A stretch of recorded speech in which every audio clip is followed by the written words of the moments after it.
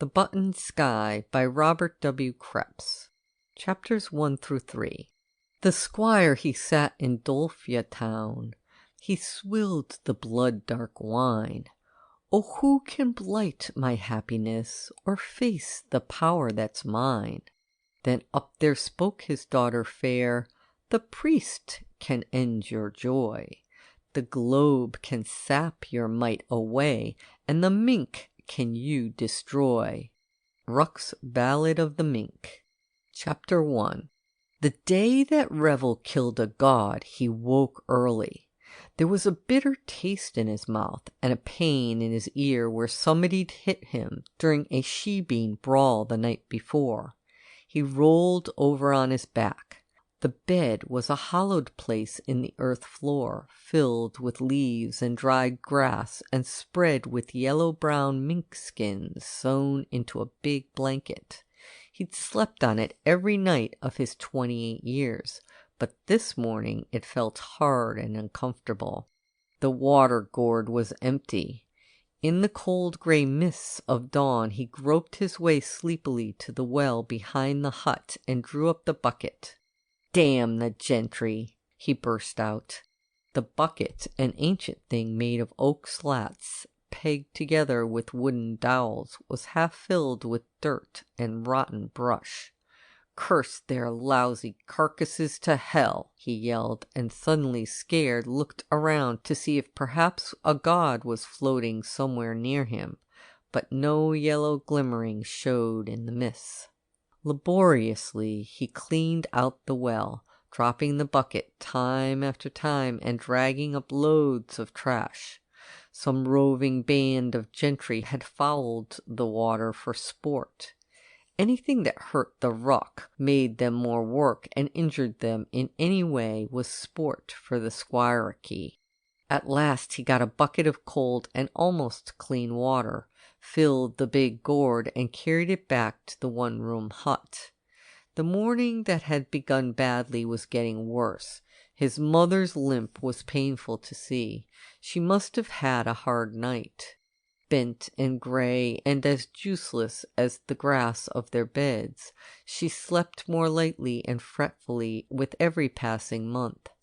Many years before, a squire had ridden her down in the lanes of Dolphia town, as she scurried out of the path of his great stallion, and her broken leg had mended crookedly. A few hours on the mink-covered bed crippled her up so that moving was an agony. With the impious brain at the center of his skull, Revel had long before decided that he had a number of brains, one obedient, one rebellious, one dull, one keen and inquisitive, and so on. With the impious brain he now cursed the gods and the gentry and the priests and everyone above the ruck who preyed on them and made their lives so stinking awful. If he had thought then of killing a god, the idea would have seemed pleasant indeed, but quite impossible, of course, for a man of the ruck did not touch a god, much less slay one. He did not think of such a thing, but cursed the gods briefly, and then turned off his impious brain and began to wolf down his food.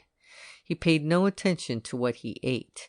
It was the same old bread of wild barley seeds, the same old boiled rabbit.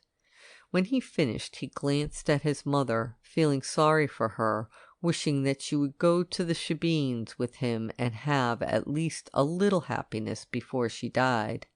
He wondered if she had ever known any joy, any hope such as he had in drunken flashes now and then, of belief that life might some day be better for the ruck. He shook his head, grabbed his miner's pick, booted his brother in the ribs to waken him, and left the miserable hut to walk to the mine for his day's work. The day was brightening, and above him in concentric circles to the horizon and beyond hovered the eternal red and blue buttons. He looked up grimly. Always there, in all the spoken history of man, stretched above the world to keep watch on every action of the ruck. The buttons were full of gods, omnipotent, omnipresent. The mine was a mile from his hut, which lay on the outskirts of Dolphia. It was halfway down a long valley, a gut between hills pitted with many other mines. There coal was dug for the gentry and the priests. He walked up to the entrance, gave his name telepathically to the god guard at the top of the shaft, and went down the ladders until he'd reached his level. Another god passed him there, its aura of energy just touching his skin and tingling it into small bumps. Shutting off the thoughts of his various brains from any probing mind that might be eavesdropping, he said to himself, "Always, always they're near a man. You go out of your hut and there's a god, a big golden globe hanging in the air, shoving its tentacles at you and reading your mind. You come down the mine shaft, and every 100 feet or so you see the yellow luminosity. Why can't they leave us alone? Why can't they stick to their temples and exact their worship on Orbs Day instead of all week long, all day long, every day in the year?" He came to his workplace, a dead-end tunnel. Geron was there before him as usual. Revel grinned at him. Geron was a runty wisp of a man, with a face the color of old straw, and he had been Revel's friend since the day he came to the mines from distant Hakestown by the sea. A wonderful drinking companion, Geron, but he wouldn't brawl. Strange. He was forever pulling Revel out of fights and trying to teach him serenity. As Revel greeted him, he involuntarily glanced at the end of the tunnel. There, behind a carefully casual erection of boulders, lay their secret cave. They'd broken into it the morning before, and after no more than a hasty glimpse of unknown wonders and a check to see that no globes were in sight, they'd walled up the opening and begun to dig along the shaft's sides. Revel wasn't quite sure why he had followed Geron's lead in keeping it secret, but the brain which had decided to do it must be the rebellious one.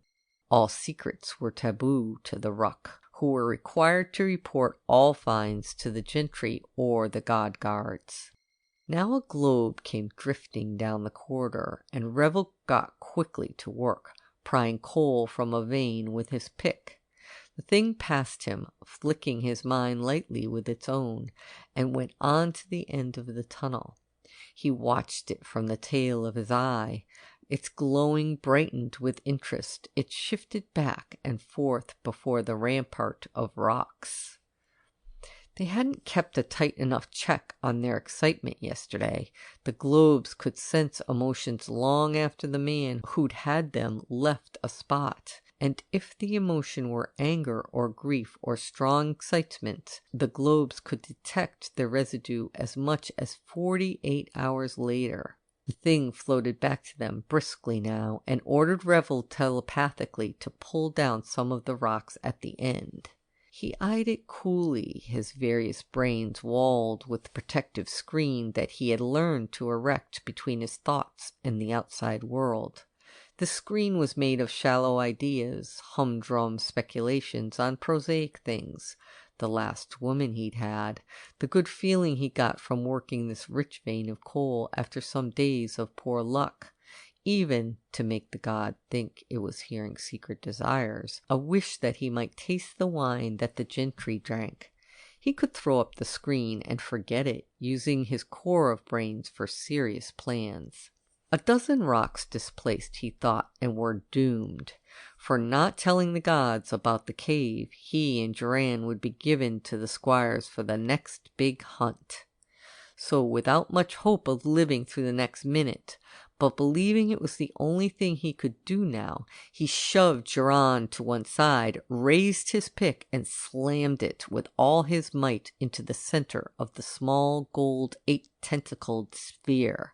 And Revel had killed a god. The feel of the pick slashing through it told him that. It was like hitting an overripe melon. The globe recoiled, dragged itself off the pick, and sank toward the floor, wobbling and dripping yellow ooze, with its aura of energy fading quickly into the air. Geron said quietly, "No others in sight. We're lucky," and began to make a hole in a pile of discarded rocks. "Help me hide it, Revel." "You can't hide it," he said dully. "They're telepathic, after all. It must have signaled its consorts."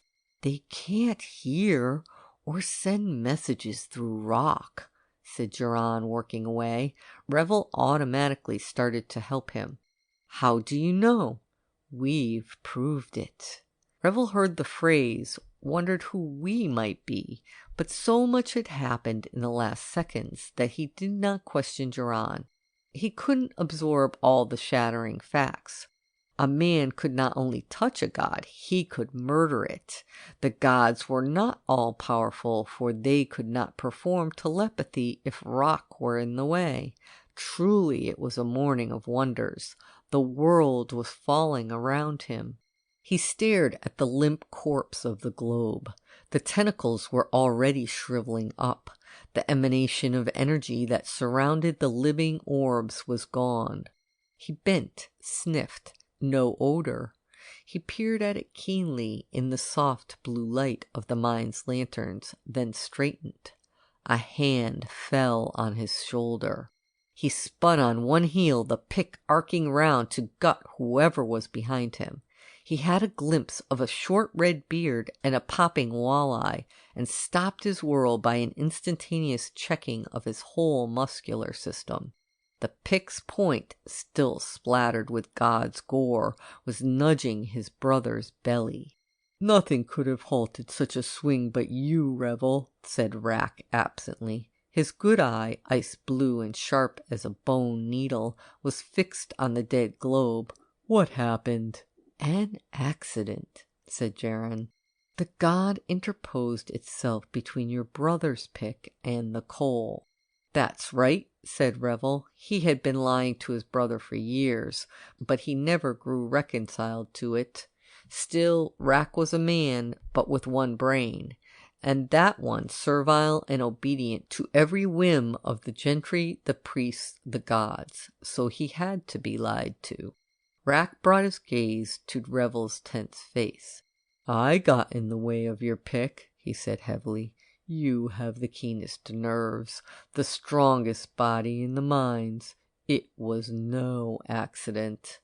Revel began to grow cold in the head and the bowels. If Rack was convinced that he'd slain the god on purpose, then he'd report him.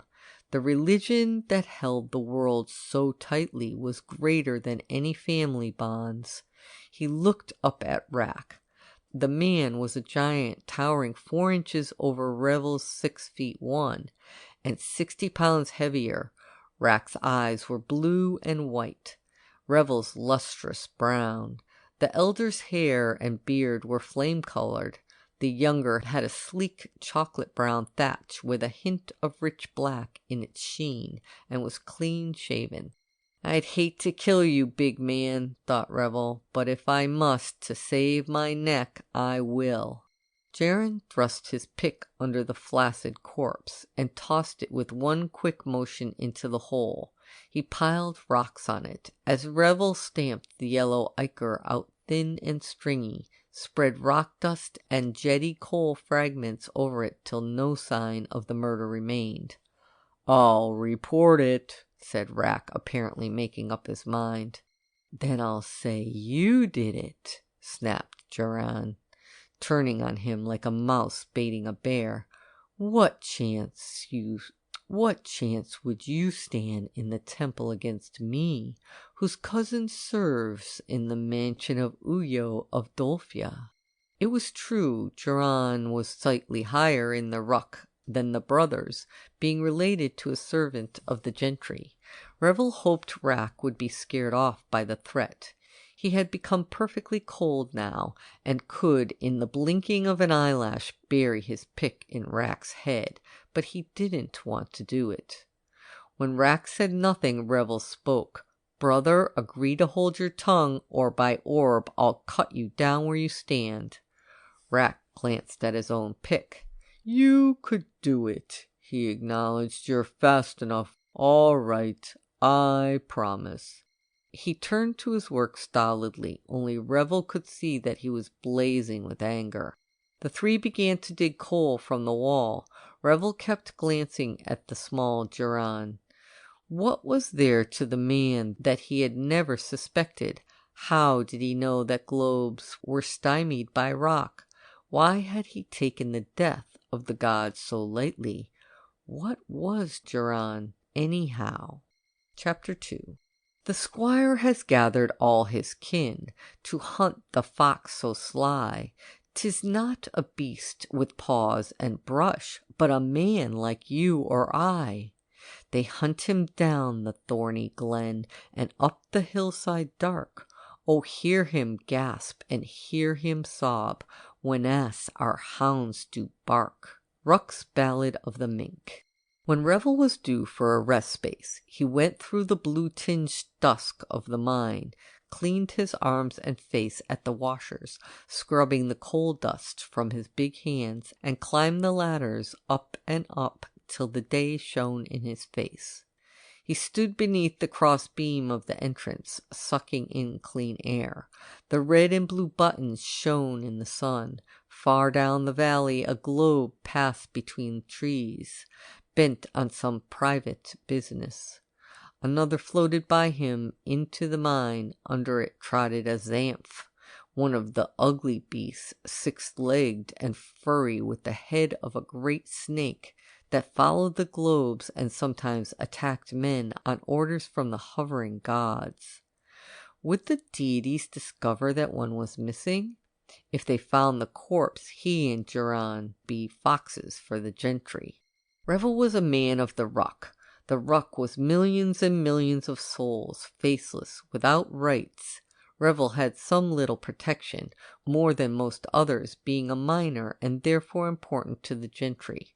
The gentry numbered thousands, and they had many rights, owning great estates, lighting their homes with candles, drinking wine legally, keeping fierce dogs, and going where they pleased on big wild horses. No man of the ruck could touch one of the gentry and live.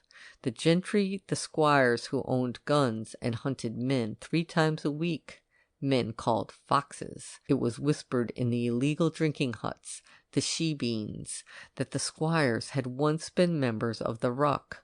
Above there were the priests, who had always from the dawn of time been of the priestcraft, being born a notch lower than the gods themselves, who were the golden globes. Our orbs who dwell in the buttoned sky, said Revel aloud and spat. Before that day he wouldn't have dared to think of such an action. He walked out on the shelf of rock before the mine. Something moved at the far end of the valley, a brown and silver speck that swiftly became a horse and rider rocketing toward him. It was a girl, her silver gown pulled up to the tops of her thighs so she could sit astride. She appeared to be having trouble with her mount. Passing beneath Revel, swearing loudly at the plunging horse, she continued for 100 feet, then fell in a swirl of silver cloth as the brute reared. Revel leaped down from the rock shelf as the horse cantered away. He ran to the girl who lay flat on her back, long white legs bared below the disordered gown. She was blonde, tall, beautifully slicked. No rucker wore such clothing, or rode a bay stallion, much less looked so groomed and cleanly. She was a squire's daughter. As he bent down, she opened her eyes, the shade of sunlight on gray slate. "Lie still," he said. "You may have broken something, lady." Her face was scornful. "Stand back, miner," she said, recognizing his trade from the distinctive clothing he wore. "Death to you if you touch me." A confusion of emotions was rioting in him. So much had happened today, too much for sanity. He surrendered to madness gladly. This was the most perfect wench he had ever seen. "Shut up," he said, and ran his fingers over her body. "We of the ruck are expert at mending things, lady. Bones, pots, and lives. Orbs know you gentry have busted enough of 'em for us. That hurt?" She sat up, brushing her gown to her ankles as Revel took a last wistful look at her legs. Evidently she was quite unhurt. "You'll play fox for my father's hunt," she said coolly. "What made you do it?" "You took a bad fall," he said lightly, wondering at his lack of fear. Never before had he touched a squire's woman. She felt as all women feel. Her high caste couldn't be sensed in her body. "I'd sit still a moment if I were you. It must be the killing of the globe," he thought. "After that, any crime is possible." "Who are you?" "A miner," he mocked, standing. His pick was in his hand, as ever. He thought, should I kill her too? No sense to that, when I was only trying to help. Or was it her body I wanted to touch? "Who's your father?" "Uyo of Dolphia, and his hounds will eat you for breakfast tomorrow." Uyo was one of the richest squires in this part of the world, and Jaren's cousin served him. "You're Lady Nerea, then, a fine-looking wench." "My orbs!" she gasped, her scorn rattled by his incredible insolence. "My orbs above! Who are you?" "A dirty miner who puts coal into your father's hearth, but must warm himself over smoldering peat. Why would you report me?" "You scum!" she said, the snarling hiss of a xanth in her voice. "Do you remember when a brewer fell over a dog in Dolphia last year and bumped my sister John? He was hunted over 12 miles before the pack tore him to blood and rags.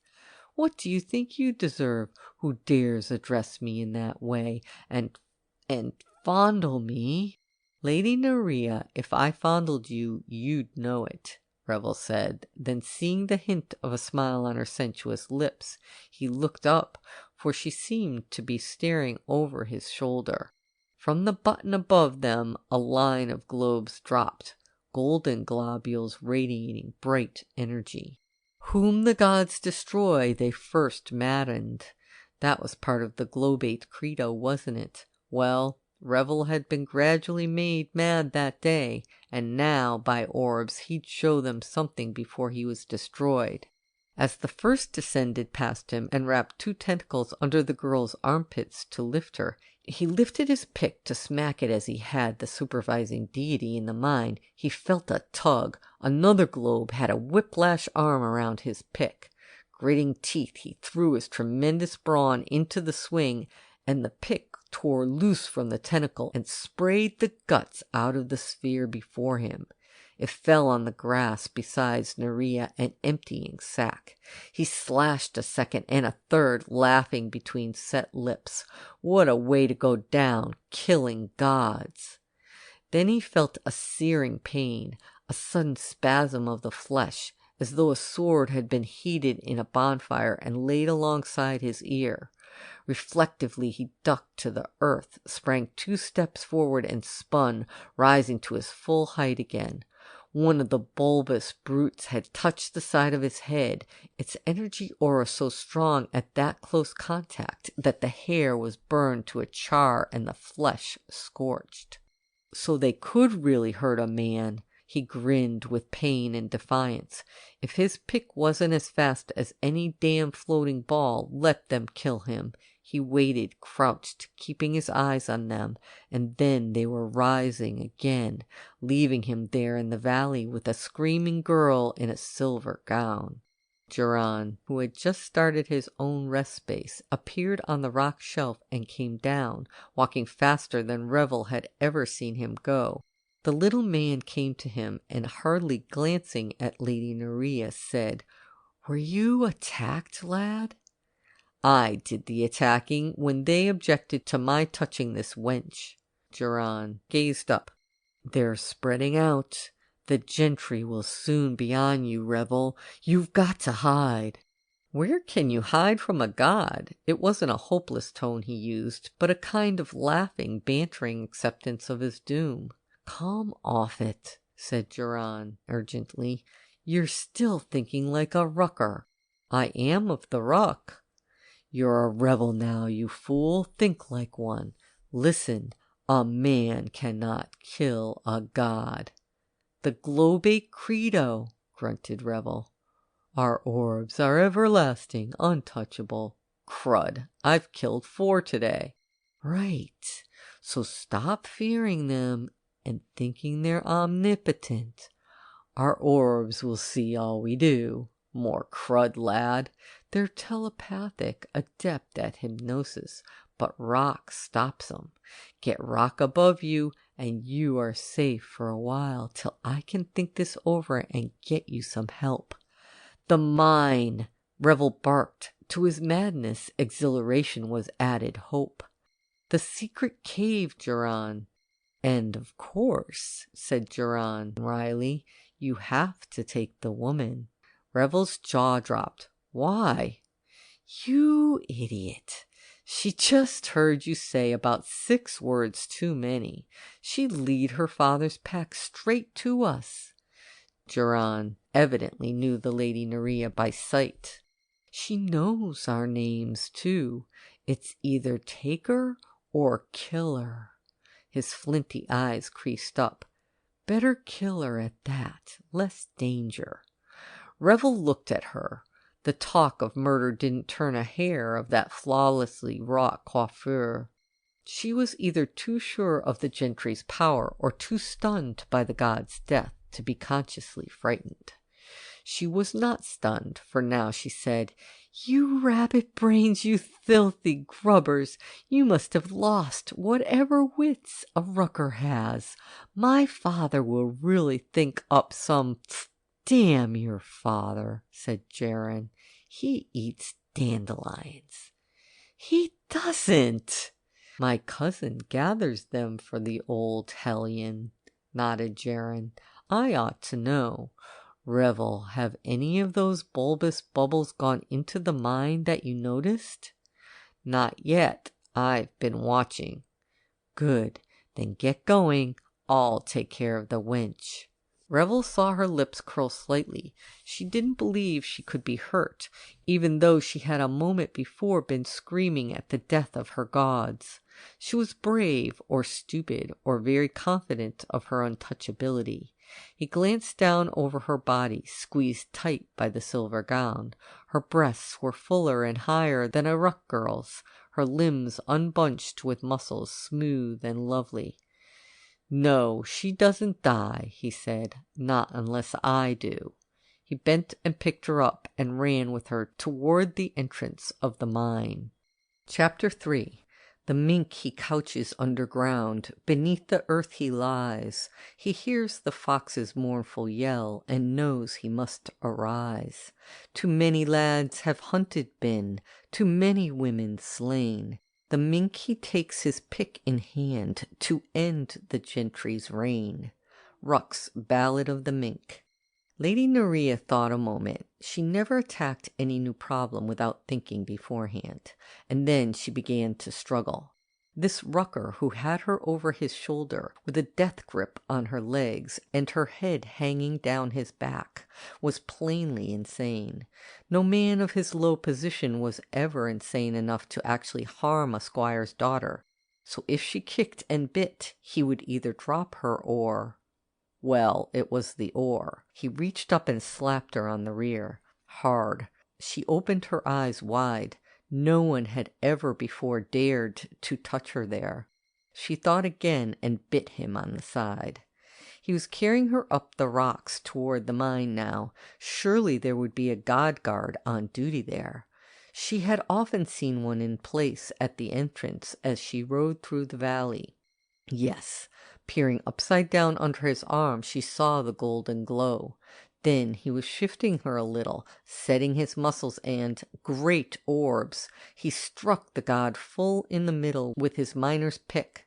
This man, this astounding brute, with chocolate-colored hair and a body like a wild woods lion, had dared kill 4 gods in as many minutes. Perhaps she shouldn't be as certain of her inviolability as she'd been till now. "You triple damn fool," she said, making her voice husky so it wouldn't squeak. "The globes are watching." They always are. What a strong voice the beast had. They see you going into the mine. Do you think you're safe here?" "Where I'm going, there's a chance," he said. His body moved lithely beneath her. She clutched him around the ribs as they began to descend a ladder. Blackness tinged with blue lay below. She felt her scalp prickle with terror. The little man Jaren said from somewhere above, "Kill all the gods we meet, lad. I'll hide or bring the bodies. And keep your emotions controlled or they'll follow our scent like Xanths on the trail of a runaway." "Did the globes follow us?" asked the big man whose name was Rebel or something like it. "They were coming down again as I ducked in. Hurry it up." The swift plunge into the mine speeded. She deliberately worked herself up to silent panic, giving the gods a spoor to chase. Now they were traveling on the level, and from the reflection of yellow, the brisk jerk of his arm, and the pulpy squish, she knew he had met and slain another globe. Was he inhuman, a visitor from beyond the world, such as were told of in the ancient ballads? Certainly no man was ever this bold. "Here's the end," said Jaren. "Set the winch down. She can't get away. Hurry." She was rudely plumped onto a pile of coal. She looked at her silver gown and shuddered. Her flailing legs had ripped it from hem to mid-thigh. The coal was staining it irrevocably. "When I catch that horse," she thought half aloud, "I'll beat him, tossing me into all this." They were pulling down rocks from the wall. Now a black hole appeared. The small man jumped up to a boulder and snatched down a blue mine lantern. "Take this, Revel." That was it, Revel. An odd name, a rather nice one. The Ruck ordinarily had such awful names. Jark and Dak and Orp. Revel. Not bad. It fitted with the big, lusty-looking brute. He came over. "Never mind picking me up," she said icily. "I can walk." She peered into the hole, winced, and clambered over the rocks. Losing a heel from one of her slippers, she entered their secret cavern. Revel climbed in after her. Jaren was already piling rocks back into the breach. The lantern looked faint and incapable of lighting a chimney corner, but its blue radiance was deceptive, for the farthest reaches of the place were cast into a moonlight sort of glow. She gazed around, unable to take it in, seeing nothing at first but giant shapes of mystery, unknown things in stacks and in tumbled heaps, figures like grotesque statues, all lined in rows the length and breadth of the giant cavern. The cave itself was square, perhaps 100 feet to a side. It must have taken scores of miners months of work to hew it out of the rock. Unwilling to show interest, she still had to ask, "When did you make this?" "We didn't make it, lady. We found it. No man alive made this place." "How do you know?" "The miners would know it. We broke through the wall only yesterday." "What are these things?" "You know as much as I do." He was looking at her in the way her father sometimes looked at Rucker serving women, as though she had no clothes on at all. She had little modesty. Society was lax when it came to such things as clothing, and frequently she had ridden the streets of Dolphia Town in a suit of transparent silk that made the Ruck gape and blush. But this very personal scrutiny made her shield her breasts with one arm as she stared back at him. "I've changed my mind about you," she said pleasantly. "Yes?" Did the swine look eager? "I have. You won't be hunted by the pack. You'll be flayed alive, inch by inch, with white-hot needles of iron, starting with your feet and working upward. And I'll watch." He laughed. "You are a wench," he said admiringly. Then he turned and appeared to forget her as he began to inspect the contents of the cavern. After a moment she wandered off to look at them herself. Nearest lay a long wooden chest, on which were arranged certain contrivances that looked like guns, except that they were short, no more than a foot long. They had triggers and barrels and small curved stocks, so they must be guns. No one had ever seen a gun under 4 feet long. She looked for the ramrods, but there were none on the chest. Possibly they were cached inside it. Over the chest, in an arch that covered the entire top, was a sheet of almost invisible stuff that she touched fearfully. She had never seen anything like it, like frozen water, hard and cold. She thought of the oiled paper in her father's windows. A sheet of this substance in a window would be a magnificent possession, the envy of every squire in Dolphia. Oiled paper was semi-transparent, while this stuff was like a piece of air. There was a white square lying beside the tiny guns, with black printing on it.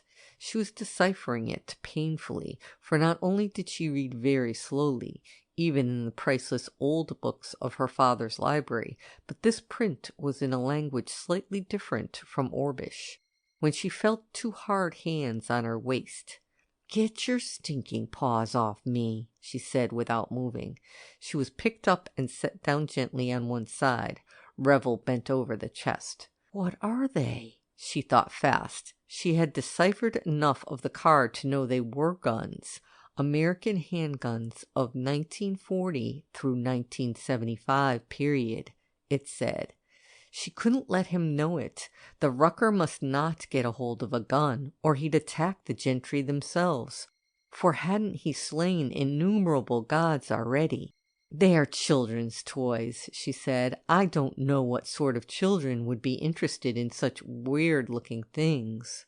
"Did you ever hear of the ancient kingdom?" She shook her head. The term was new to her. "The ruck knows of it. The ballad singers have many sagas of the ancient kingdom, but I imagine the gentry have forgotten. It was the world and people of a long time ago. I think these things were walled up here then."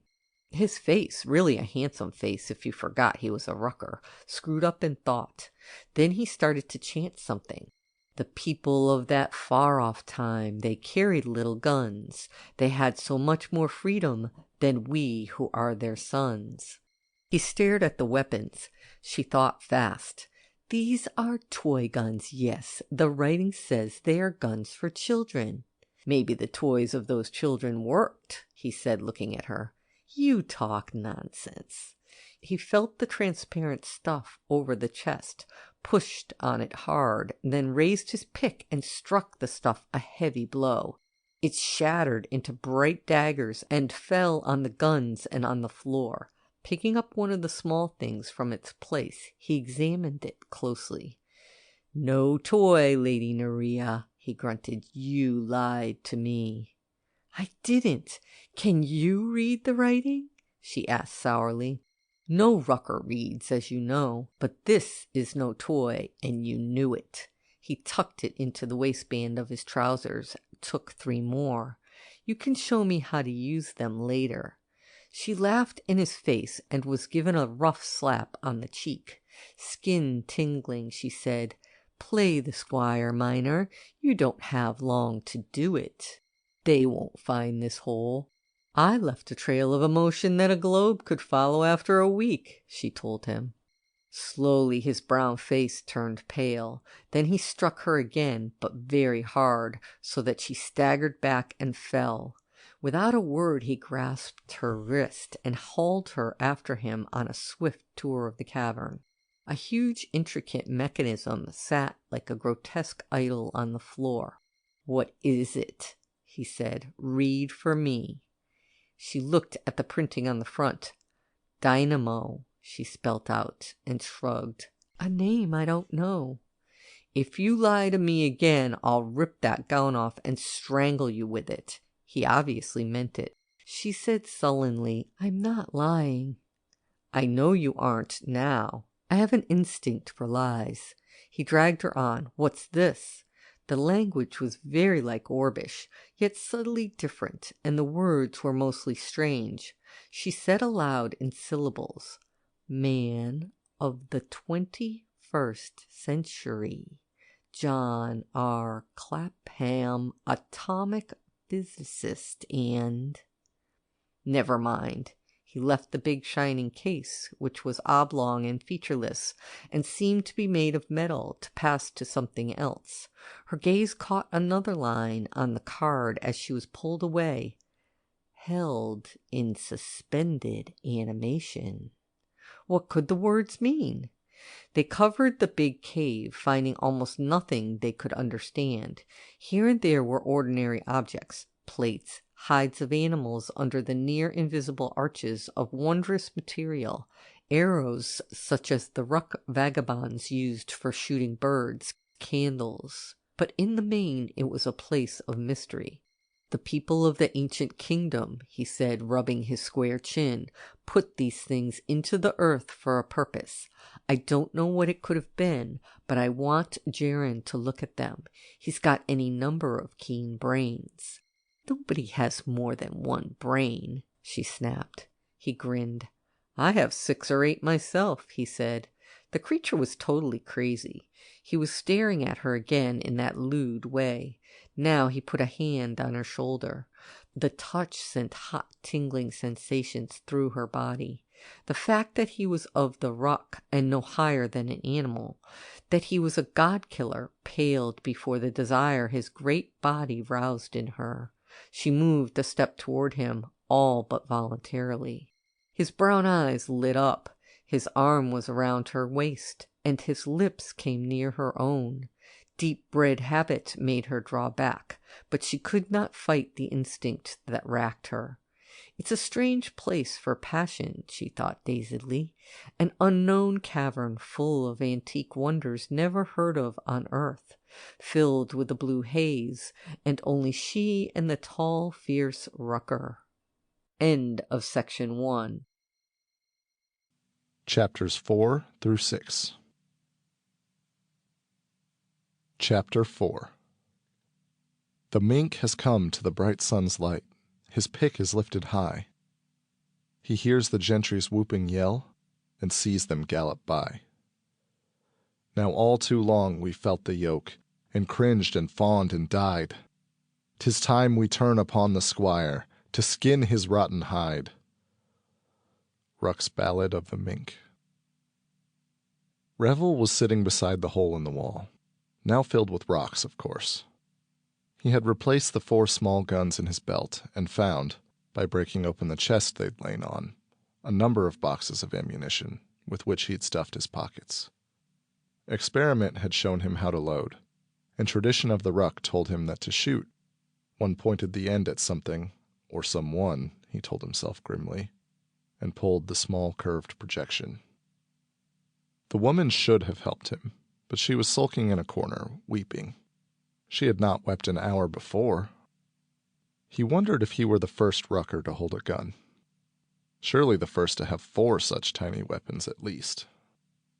He heard voices from beyond the wall, filtering in, oddly distorted, through the air spaces between rocks. That was Jaren. Yes, he came down here, and threatened me with his pick all dripping yellow. Said he'd killed a lot of gods. Crazy, that's what he was. Jaren's voice broke, a neat bit of acting. Sure, there's an emotion trail. You think I wasn't scared of that maniac? Wasn't he excited? He stayed here a minute and then left again. That was clever. Jaren had explained away the psychic scent left by the Lady Nyria. He must be talking to a god. But another voice spoke now, and Revel sat up, thinking, the gods don't make sounds. Was there a girl with him, a girl of the gentry, in a silver gown? No, Lord Uyo. It was her father, then. He was alone.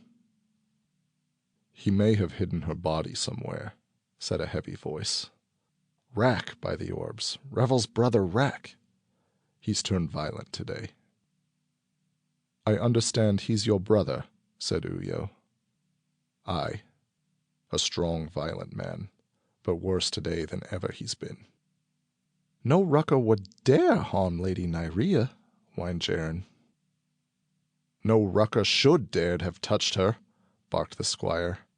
Then, his voice respectful, he asked, Can you tell me if she's dead, priest? There was a croak like a bullfrog's, a chug-a-rum with words in it. "She lives." "Where?" Revel sucked in his breath. If the priest could see all, as they'd been taught, he was doomed. Then, before any other voices beyond the wall could speak, Nyria. He had been a muddle-headed and drooling fool not to seal her mouth. Nyria screamed. "In here, father! Tear down the barricades!" Revel was on her in 2 bounds and hit her a crack on the jaw, a vicious blow that sprawled her into a pile of clay tablets, inscribed with writing she had refused to read to him. Dead to the world. Then Revel was at the hole, waiting tensely with a gun in his hand. "What can lie in the rocks?" he heard Jaren say. "The voice was a ghost's." "Hold your tongue," roared Uyo. "You'll make a fox for the hunt, small yellow man." A gap appeared. "Look in there," said Uyo, and a head came thrusting in, the head of a squire's servant topped with the distinctive peaked cap and green ear flaps. Revel could not shoot a rucker. He hit the man full in the mouth, and the head disappeared with a howl. "Tear them down. He's in there." "We'll let the Zamps harry him a bit," said Uyo. "Hear that, Rebel?" "Send in your Zamps," yelled Revel, grinning. "Let 'em come in, squire." The gap grew. Up over the rocks charged a Zamp, its 6 legs scrabbling frantically, its snake's head darting back and forth to search him out. He let it see him and utter its war cry, a hiss that became a growl. Then he pointed the gun's muzzle at its face and calmly pulled the curved metal below the barrel. There was a crash as of a mountain falling. Dust rained on him from the roof, echoes raged together, and the Zamp, its skull fragmented all over 4 yards of floor, sank to the furred belly and slowly rolled over. "Send me a globe," roared Revel, delirious with glee. "Send me a god, Uyo." There was silence beyond the wall. Then the priest croaked. "He has a gun. Certainly this is more than a matter of a kidnapped daughter, Uyo." Jaren's voice rose in a laugh. "It is, Lord Uyo, it is." What the hell did the old fellow mean? Revel shrugged. He'd learn later. Now was the time for action. Going to the prostrate girl, he slung her over his shoulder, a limp, light weight. The tattered silver gown flapped as he walked to the hole. "Stand back," he cried. "I'm bringing your daughter to you, squire." Another Zamp showed its horrible reptilian head. He blasted it out of existence with another shot. There were outcries from the squire and his servants, and the priest rumbled, "Sacrilege!" Rack's head showed between the rocks.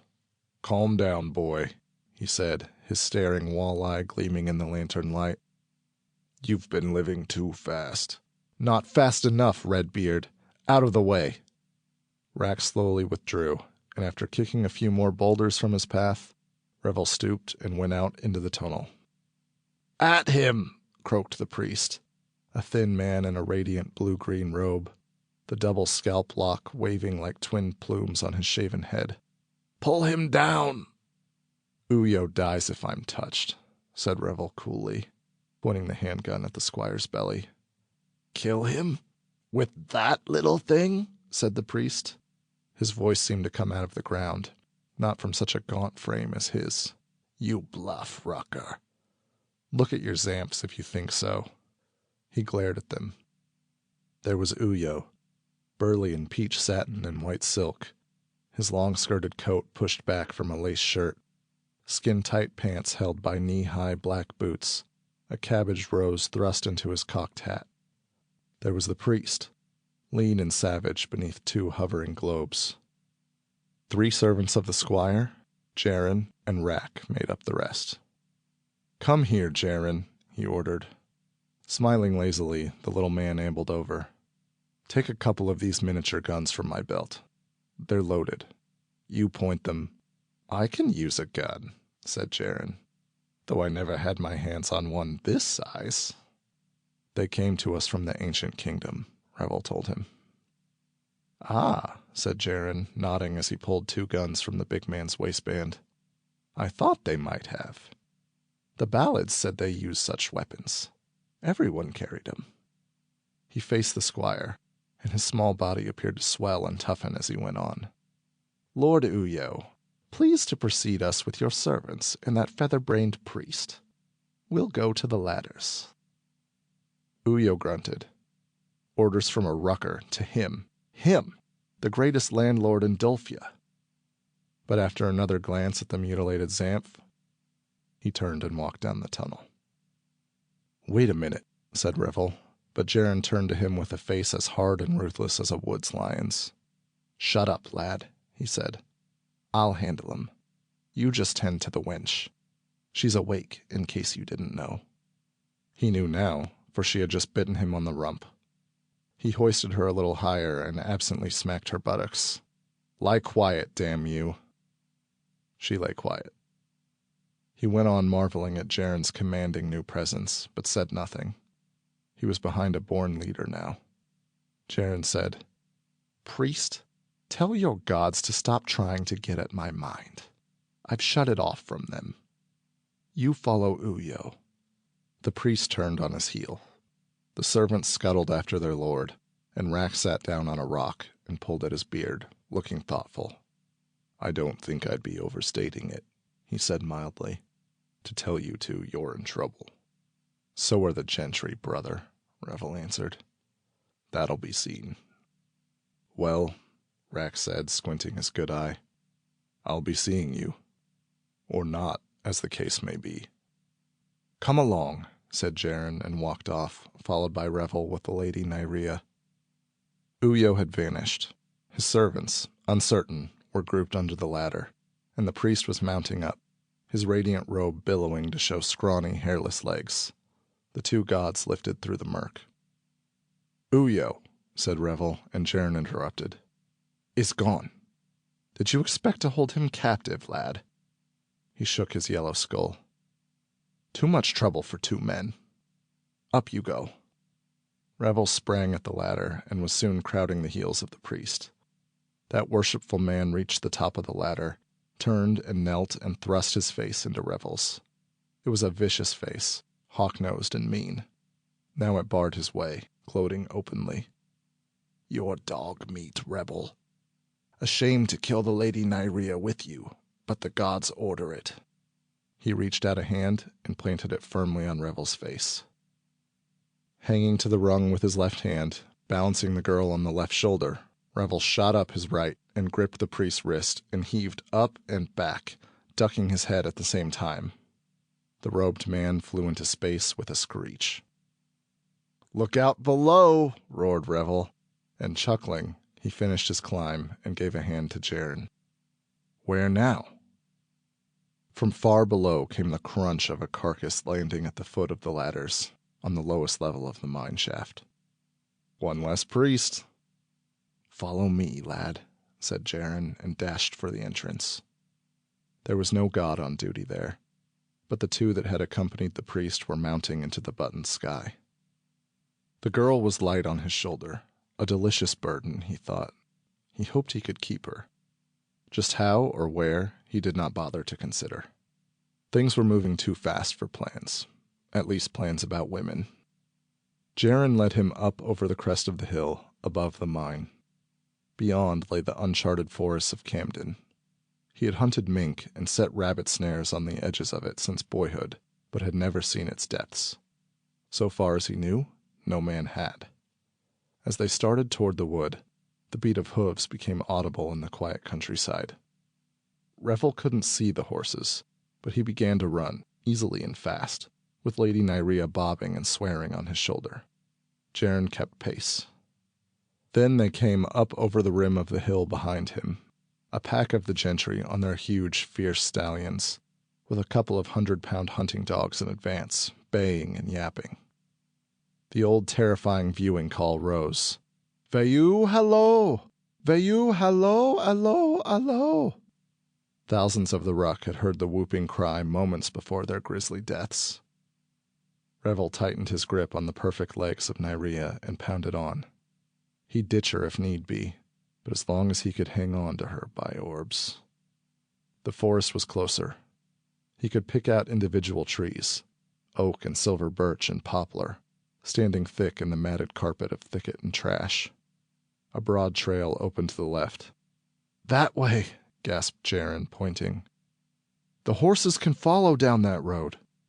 "Don't argue, damn you, lad. Just run." The gentry came yelling in their wake. A gun banged. Were they shooting at him? Not with a woman slung down his back. The priest might sacrifice a squire's daughter without a murmur, but no gentryman ever harmed a gentrywoman under any circumstances. It was likely a warning. That was why they kept whistling the dogs back, too. For the enormous brutes could rip a human to scarlet rags in 20 seconds, and not even a squire's command stopped them once they'd tasted blood. He had reached the trees and the wide path. He plunged into it, Jaren beside him. The older man was panting heavily now, but running as strongly as ever. "A little behind me, Revel," he husked out. "See you follow me close." Jaren knew where he was headed. Revel surrendered all initiative to him. The ground thundered beneath him to the pounding of the horses. He looked back as he ran. They were almost upon him, gay and gaudy in their scarlet, green, fawn, and purple hunting clothes. Their faces were bloodless, malevolent, and entirely without pity. Several of them carried guns, the long, clumsy weapons handed down to them by their grandfathers from the time, 100 years past, when gun-making was still a known art. Ramrods were fitted below the barrels, and the muzzles flared like lilies. He'd back his newfound little guns of the ancient kingdom against any such heavy instrument. Jaren dived into what seemed a solid mass of brambles. Revel shifted the girl and bent to follow. At that instant, she grabbed the back of his thigh and wrenched with all her might. He had been carrying her too low again. The tug was just enough to throw him off balance, and Rucker and Lady sprawled on the forest pathway, entangled together, struggling frantically to rise as the giant stallions of the gentry bore down upon them. Chapter 5. The pretty daughter of the squire, she came a-riding by. Of sunlight was her fine long hair, of grey flint was her eye. The mink he takes her by the arm. "Now you must come with me. We'll dwell a space in the wild, wild woods beneath the great oak tree." Ruck's Ballad of the Mink. Revel saw the lead horse, a piebald brute with hoofs like mallets, coming at him. The squire atop it was leaning down with the mane whipping his cheeks, smirking at Revel as he drove his steed forward. He made the fastest decision of his life. He could roll and save himself, for he was quick as a lightning bolt, or he could keep hold of the wench and try to preserve them both. He could never have told what prompted him to decide to save the Lady Nyrea. At any rate, he threw himself atop her, clamped his arms tight to her sides, and rolled, not toward the brambles, for it was too late for that, but to the center of the path. The piebald crashed by, swerving too late to clip him. The other horses came at him in a solid phalanx. He yanked her up, gaining his own feet by an animal contraction of body. As the heads of the nearest stallions reached him, he slipped between them, holding her steady behind him, and praying to the orbs, from force of lifetime habit, to preserve them for the next minute. Without Nyrea, it would have been simple. Holding her safe behind him while two lurching horses passed, that made it the trickiest thing he'd ever done. As the squire's legs came abreast, one blink later, he took hold of one of them, which was clad in tight blue breeches, and hauled down. Then he leaped forward between the horses' tails, twitching the woman after him with a jerk that almost tore the arm from her body. The squire in the blue breeches toppled over, howling, and fell on the path.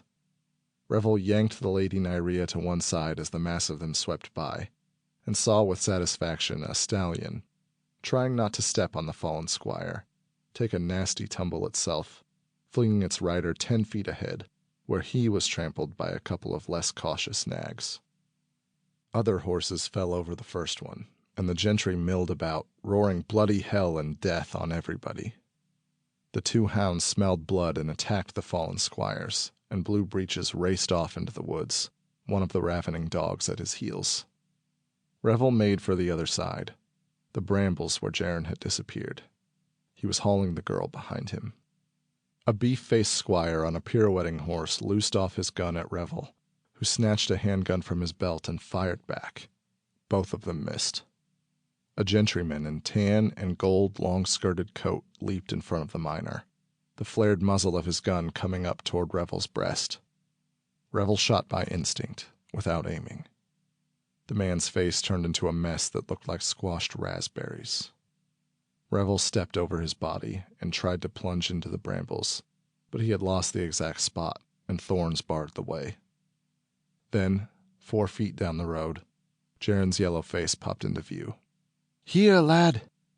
At that instant, Lady Nyria gave a wrench and freed herself from Revel's grip.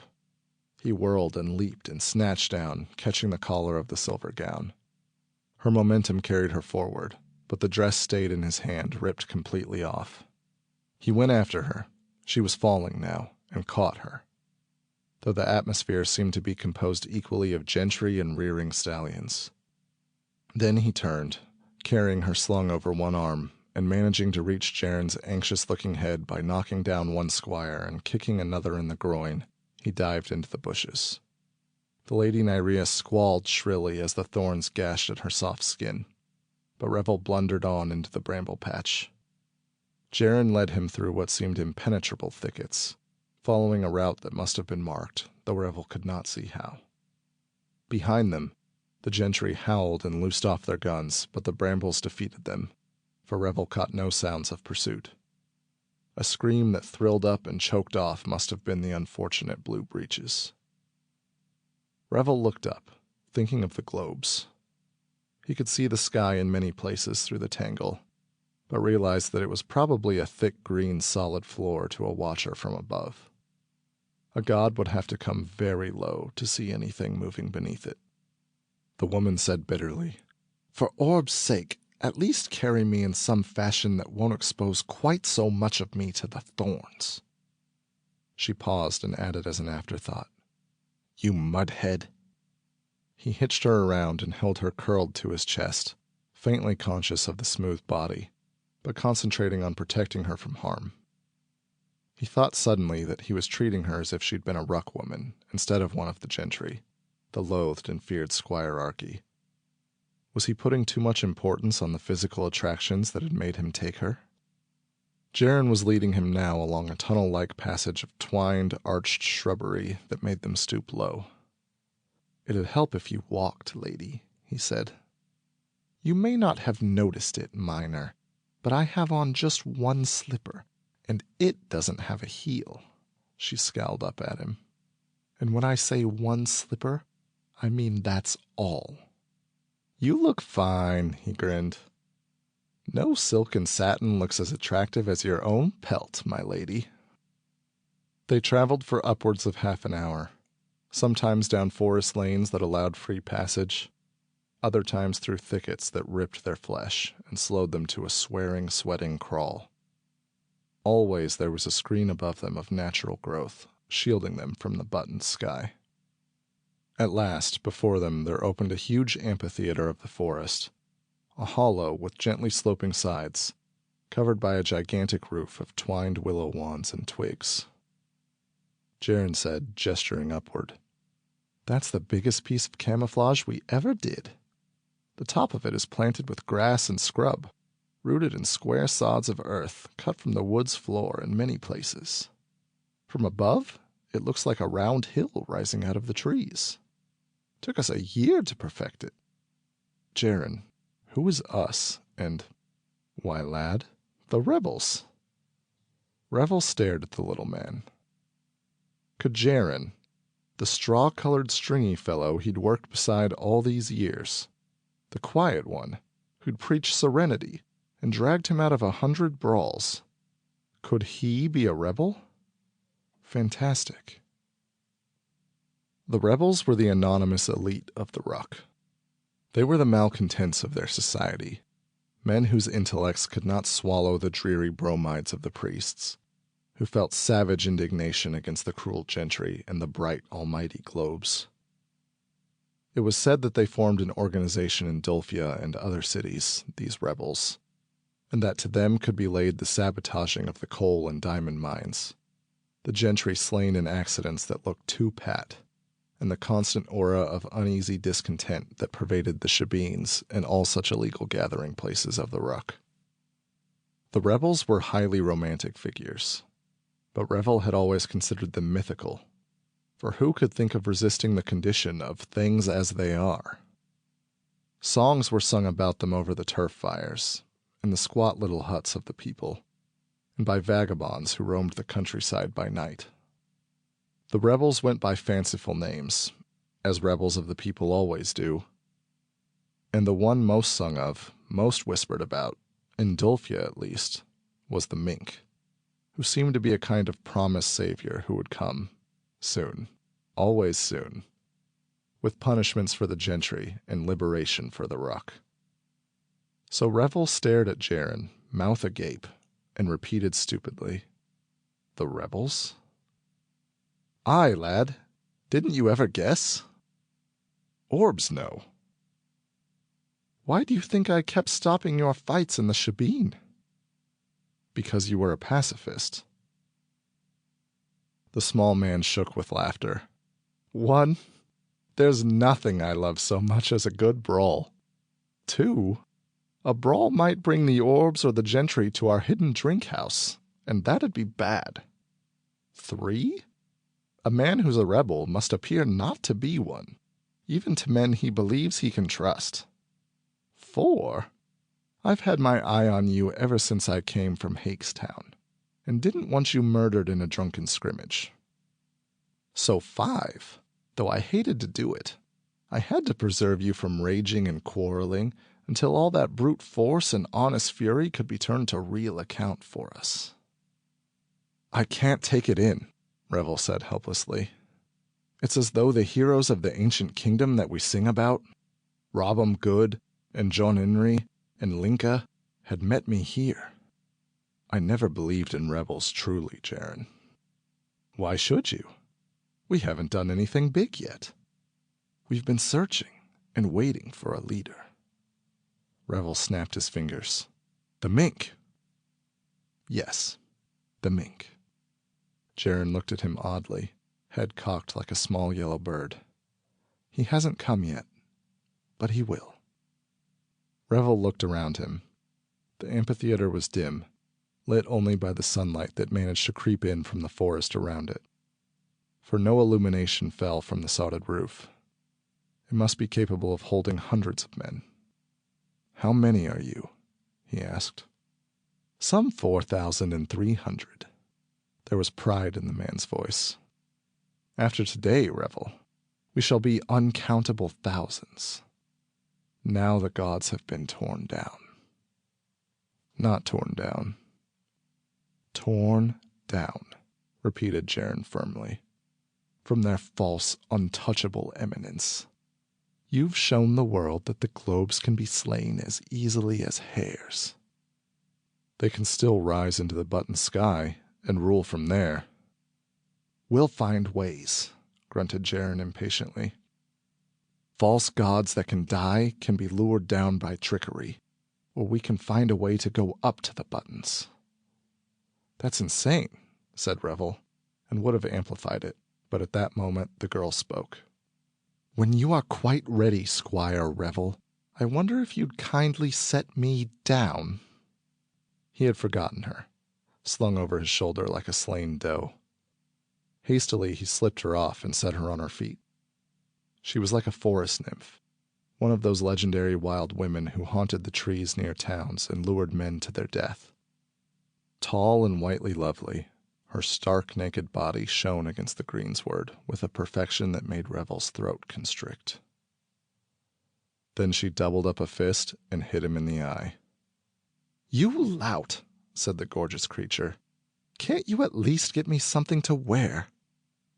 "I can have clothes for you in 2 minutes, Lady Nyria," said Jaren. "Man's clothes, I'm afraid. No woman has ever seen the meeting place before you." "Man's clothes. Rucker's clothes," she said caustically. "If I'd known what—" Then her words were muffled by a terrible sound, a noise as of the earth exploding beneath them. Nothing moved, yet they had the sensation of being shaken intolerably by a giant blast of wind. The roar dwindled away, reluctant to cease, and Revel said, "What is it?" "Come on," said Jaren urgently. "We'll go to the dome and see." "The dome?" "The roof of the sanctuary," barked Jaren impatiently. "It holds the weight of a score of men without quivering. We build slowly, but well." He sprinted away. "The girl!" yelled Revel. Jaren called over his shoulder. "If she's fool enough to risk woods lions and the bears, let her go." Revel stared at Nyria. Then he chuckled. "No gentrywoman could find her way home from this maze center. You'll wait." He followed his friend. They shinned up a tree on the edge of the clearing and jumped to the rim of the dome, which never even swayed beneath their impact. Revel saw it stretch up before him like a grassy hill, and marveled at the rebel's artistry. Shortly they were standing on the crest, and he was clutching at Jaren's arm. "Orbs above! Look there!" On the horizon lay a tremendous cloud of gray-black smoke, like the reeking smudge of a forest fire. It rose another and more ominous cloud, this tinged with red and of mushroom shape. Revel was speechless, but Jaren ripped out a curse that would have curled the hair of a squire's neck. "The globate credo," he said. "You've proved it wrong in one respect, but there's terrible proof of its truth in another." He spat. "If I figure right, that cloud's hanging over the eastern quarter of Dulphia town, where none but the Ruck lives. And every soul that lived there is dead as last week's dinner." "The credo?" said Revel haltingly. "Sure. Vengeance of the gods comes swift and without warning, below the twin clouds, with a sound of volcanoes. Nobody ever knew what that meant. Till now." Chapter 6. The pretty daughter of the squire, she mourned and would not eat. The mink he tried to tempt her with barley, bread, and meat. Oh no, you rebel cur, I'll never eat nor drink, till father's hall I see again, till death has trapped the mink." Ruck's Ballad of the Mink. There were 700 silent men in the amphitheater of the forest, and more came in each minute, slipping from the trees without a sound, taking seats on the sloping grass. Miners' lanterns, the marvelous contraptions that hung in the shafts beside the veins of coal or pockets of diamonds, glowing with a dull, penetrating radiance, had been filched from the mines one by one over years, and now illumined the strange hall like blue glowworms spaced around a pit. Revel sat, uneasy, on the sward in the center, at the bottom of the bowl. Beside him were Jaren and Davis, the small rebel's cousin, who served in the house of Uyo the squire. There also was the lady Nyria, dressed in a miner's plain short-sleeved shirt and unornamented pants, but looking as delectable to Revel as she had in the silver gown. She had not spoken to him since the great bang in the twin clouds, but his mind was so full that he didn't care. He had killed gods. This had brought his whole world down in ruins, shaken his belief in all he had ever been taught by the priests. He had killed gentrymen, squires whom no breath of trouble from the Ruck had ever disturbed. This had made the myths of rebellion very real to him, very possible. And then Jaren had admitted to being a rebel himself. The east quarter of Dulphia had been wiped out, as Jaren had guessed. Men from the town, coming in after dusk, had confirmed it. The place for a square mile was level, featureless, without sign that thousands of people, women and shopkeepers, brewers and doctors, shebeen hosts and small craftsmen and thieves and vegetable growers, had lived there just this morning. They were all gone into the smoke of the double cloud. His own mother was dead then, and perhaps Rack, if the big red man had gone home. He had taken a squire's daughter and made love to her. Love that was returned, if only for a brief time. And afterwards, he had shot down Zamps with his newfound guns and plummeted a priest to destruction. So now where was he? Among rebels, certainly. But mentally, where did he stand? Did he espouse the cause of the rebels? He nodded to himself. Of course. Their cause was the Rucks, and Revel was a man of the Ruck. He had given the rebels a terrific boost with his god-killing, too. As word went round of it, he could see faces turned toward him, marveling, awestruck, respectful. And what was he to do? Become a vagabond, probably, living by night, skulking in the forest edges, passing from town to town, hoping he could find a place where the gods had not heard of him, so he might settle down and eventually become a miner again? Mining was all he knew. He felt for his pick, tucked into his trousers at the back. For all the new handguns, with their ammunition that made hash of a head or a belly, he still preferred his pick. It was the weapon of a man. He took out a gun from his belt and stared at it. Then he asked Nyria, "What is this called? The curved metal you pull to shoot." She glanced over haughtily. "The trigger. Any dolt knows that." "I wish you'd be nicer. I don't mean to harm you." "You touched me and more. I'm dreaming of your torture. Leave me alone." Jaren stood up. The rebels who had been buzzing and talking in low tones quieted until Revel could hear the rabbits hopping in the underbrush beyond the amphitheater. Jaren began to speak. He told them the whole story of the day, of the god's death and all.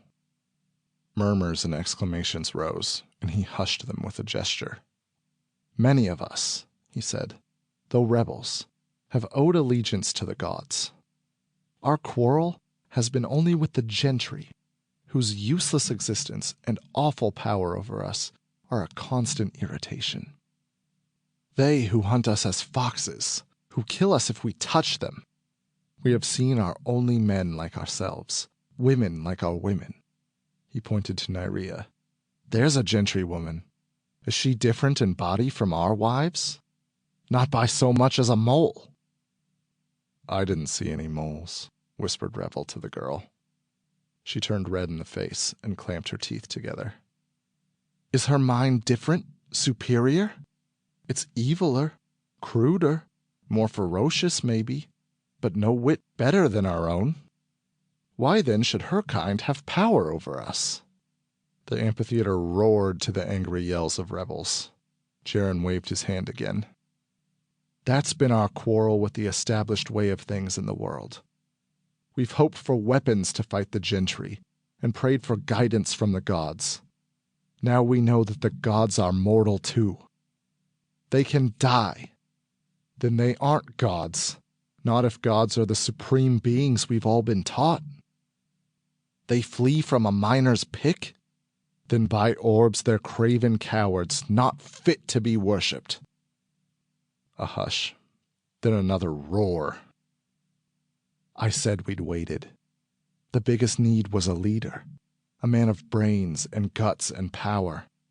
We've sung of him for centuries, made up stories of him, songs about him." Jaren paused dramatically. He flung out a finger at the mob. "Who will he be?" The answer almost broke Revel's eardrums. "The mink! The mink! The mink! The mink! He's here! He's come! From the bowels of the ruck, from the mines, from the people, as he was to come. Already he's done some of the acts the saga makers put into the Ballad of the Mink." Revel frowned. Jaren hadn't told him that the mink had come at last. The small, yellow-faced man went on. "He's the greatest trapper of mink in Dolphia. His family sleeps under blankets of the little beast's hides. His own hair is the shade of a mink's pelt, as was foretold. He's as swift and deadly and cunning as the oldest mink alive. He's slain gods and priests and taken toll of the gentry. I've worked beside him for years, and know his mind and heart have always been ours, though he lived in ignorance of us." The light, a lurid, incredible light, began to dawn on Revel. Jaren's voice rose to a shriek as the rebels muttered stupefaction. "I tell you, I know this is the man we've waited for. Us and our fathers and their fathers' fathers before them. Rebels of Dulphia, I show you Revel the Mink!" The shouts that had come before were murmurs to the chorus of stentorian bellows which assaulted Revel's ears now. The woman turned and said something to him, her fine face disdainful, but the words were lost in the tumult. A dozen men surged down and lifted him to their shoulders and paraded him round, while hands reached up to touch him and wave greeting to him. It was the beginning of a celebration he had never seen the like of, a festival occasion that included a great dinner of boar and deer meat and stolen gentry's wine, over which much vague planning was done. And it ended only when the last rebel had left to sneak homeward, and he and the girl were left alone with Jaren. "Sleep now, lad," Jaren said, grinning. "You're exhausted. It isn't every day a man finds himself a savior." But the mink. I? The mink? He still had not entirely accepted it. "I think so. And if I care to call you the mink, no one can contradict me." "All the while I was doing those things this morning," muttered Revel, "I had the feeling I'd done them before. I must have been remembering the old ballad, for by the orbs the axe do fit." "That minor blasphemy begins to annoy me," said Jaren seriously. "It's like saying, 'By the man I killed yesterday.' We've got to revise our swearing habits." "Why not substitute Revel or mink for orb?" asked the girl harshly. "Our Revel who dwells in the button sky," she added with a malevolent sneer. "Ah, go to sleep, both of you," said Jaren. "Tomorrow we start to plan. Really plan. To overthrow the gentry." "And the priests," said Revel fiercely. "And the gods." He almost believed that somehow they could climb into the air and destroy the gods in their red and blue buttons. He lay down, one hand viced on the woman's wrist, and though he felt he should never sleep that night, being far too excited, in 3 minutes he was snoring mightily. He woke some time later with a prickling feeling of danger on his skin. He opened his eyes and saw red, literally a red mist that obscured the world. Then his head began to open and shut, and he knew he had been hit a hell of a blow on the forehead, and there was blood in his eyes. Groping for his pick that had lain next his left hand, he missed it. Then he recalled the girl, reached out for her, found she was gone too. He drew the back of his arm over his eyes and cleared the gore a trifle. "Jaren?" he said quietly. No answer. Blinking, he saw the vast meeting place empty, lit by the blue lanterns. He rolled his head, and there, its point buried deep in the sward an inch from his right ear, was his pick. He sat up. Jaren lay a dozen feet off, looking very dead indeed, with his thin hair matted with blackening blood. Instinctively he tore the pick out of the ground. It was buried so deep that only a very strong hand could have sent it in. Not the girl, he thought, somehow relieved that she hadn't done it. No, a miner's blow alone might have done it, for the earth was packed solid as oak's wood by untold multitudes of rebels' feet. "Wait a minute," he said to himself. "This is all wrong. That blow should have opened my skull like a walnut. It missed me by a fraction. Either the aim was poor, or else damned good. I could have struck such a blow, sure to miss where I wished to, but not even many miners could duplicate it. Had the enemy missed, then walloped him with another weapon and left him for dead? Gingerly, he felt the wound on his head. It was healing already. A tap that might have laid him out for a few hours, but would never have slain him. He glared at the pick in his hand. Then he brought it up, and in the combined light of the blue lanterns and the dawn filtering in from the woods, he squinted at the handle. Where his own pick bore the crude carving of a mink, he had taken the beast as his symbol a long time ago, another sign of his identity. This one had a jumble of grooves meant to represent a woods lion. This wasn't Revel's pick. It was his brother Rack's.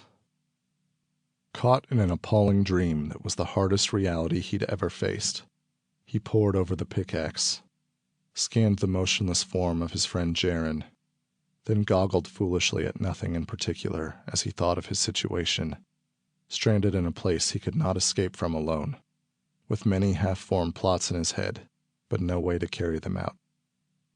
Between him and Dulfia and the other rebels lay miles of tangled forest no man, be he ever so skillful at woodscraft, could penetrate without the knowledge of a route.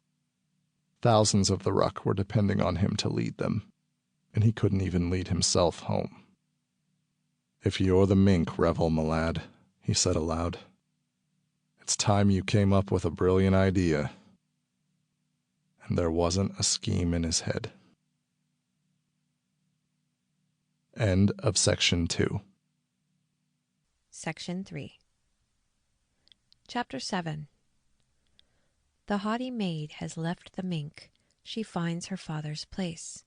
The squire has looked her in the eye. Now what a fox to chase! He's called in all his friends and kin, and dealt out guns and shells. He's sworn an oath to catch the mink by all the 7 hells.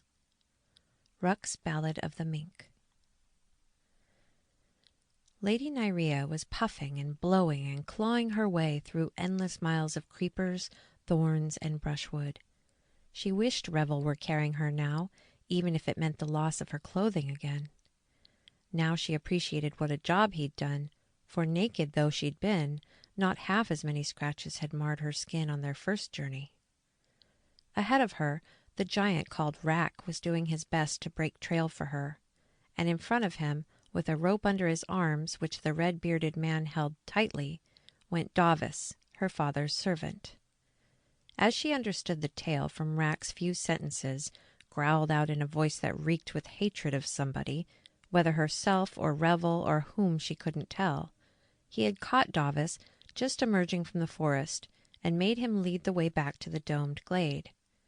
Uyo the squire had sent Rack out for her, and Rack was evidently all a rucker should be, faithful, reverent, and obedient to the least command of the gentry. She remembered waking, Revel's strong hand still clamped on her wrist, and seeing this wall-eyed brute just aiming a swing of a pick at his brother's head. She had screamed, and Rack had missed. She wondered whether he had meant to hit at all. There was already a bloody gash on Revel's scalp, and the little yellow man, Jaren, lay quite still with red trickling out of his head. Then Rack had picked up Revel's pick and disengaged the grip of his hand. Was it as cold and lifeless as she'd thought? Could the mink be dead? From her wrist, and booted Davis out on the trail. That had been hours ago.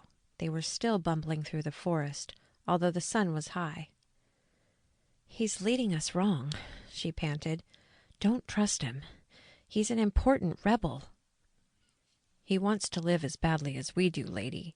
He'll take us home." And sure enough, they had come shortly to the rim of the woodland. She swayed and nearly collapsed. "Give me your arm, Rucker," she said. "I give you permission to touch me." His arm was like stone, supporting her along the road to Dulfia's outskirts, where her father's mansion lay. After a few minutes, he dropped the rope that held Davis. "Damn," he said loudly. "He will get away," and bent to retrieve it. Davis leaped off like a pinched frog, and Rack said grimly, "No use to chase that one. He can sprint faster than a dozen hulks like me." "You let him go," said Nyrea. He turned his blue eye on her. "That is as you see fit to believe, lady." She would turn him over to her father's huntsman, she thought. Or would she? He'd saved her. Was this gratitude in her mind? It was a foreign emotion.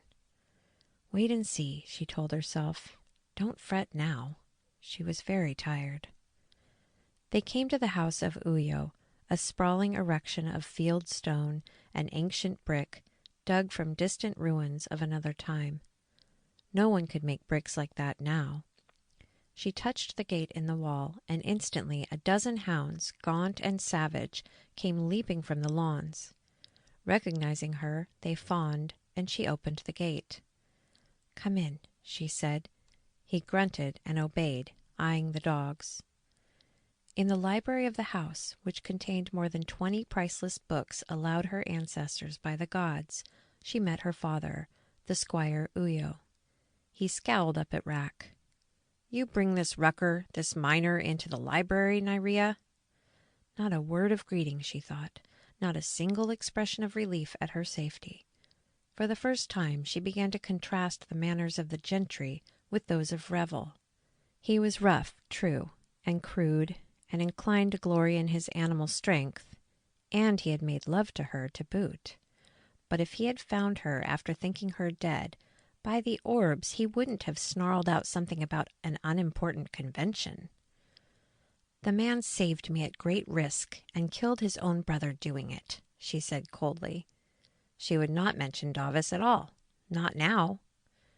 "He deserves a reward, Uyo, and not harsh words from you."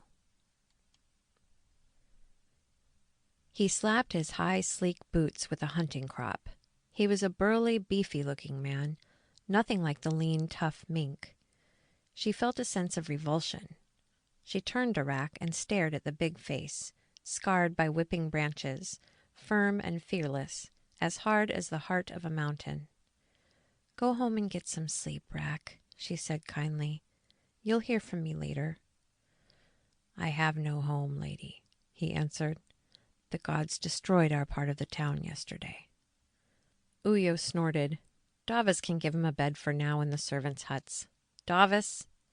It was on her tongue to say that Davis wouldn't be likely to answer his ball, but the man appeared in the doorway, spruce and clean, with only a few scratches to tell of his activities. "Yes, Lord Uyo?" "Take this rucker and find a bed for him. Jump!" "Yes, sir." Davis, a plump fellow, with no hint of his enormous endurance in his look, motioned Rack out of the library. Uyo said, "Well, how are you, Nyria? Your sister Jan and I have been worrying." "I'm all right." "Did you suffer indignities at the hands of that crazy miner?" He looked like a damn red-faced bear, she thought, and surprised herself by saying, "Revel treated me with much consideration." "Huh, wouldn't have thought it. You want to sleep?" "Don't bother about me," she said, turning. "Get on with your pressing business, Father." She went to her room and lay down on the satin-sheeted bed without even removing the tattered rucker's clothes. For a long while she lay there thinking. Then she did a thing that no one could ever have convinced her she'd do until that day. She changed into a sheer black gown, after bathing, of course, and slipped downstairs to her father's private room. She had never been in it. No one but Uyo had. She had no clear notion of what she was looking for.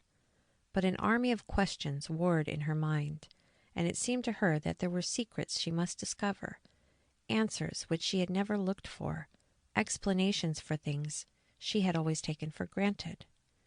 For instance, she thought, turning the handle slowly and without noise, why were the gentry the gentry? Why did the gods allow almost anything to her kind when the ruck had no rights? She shook her head. All her breeding said she was mad, yet she opened the door of the private room and walked in. Davis whirled from where he had been bending over a huge leather-bound book on a table. His face was white, but it cleared of panic when he saw her. The Lady Nyria moved silently. "What are you doing here?" she asked sharply. "The same thing you mean to do, lady. I'm seeking the answers to certain problems." "Can a rucker read minds like a globe?" He laughed. It was an obvious guess, lady. And have you found answers, Davis?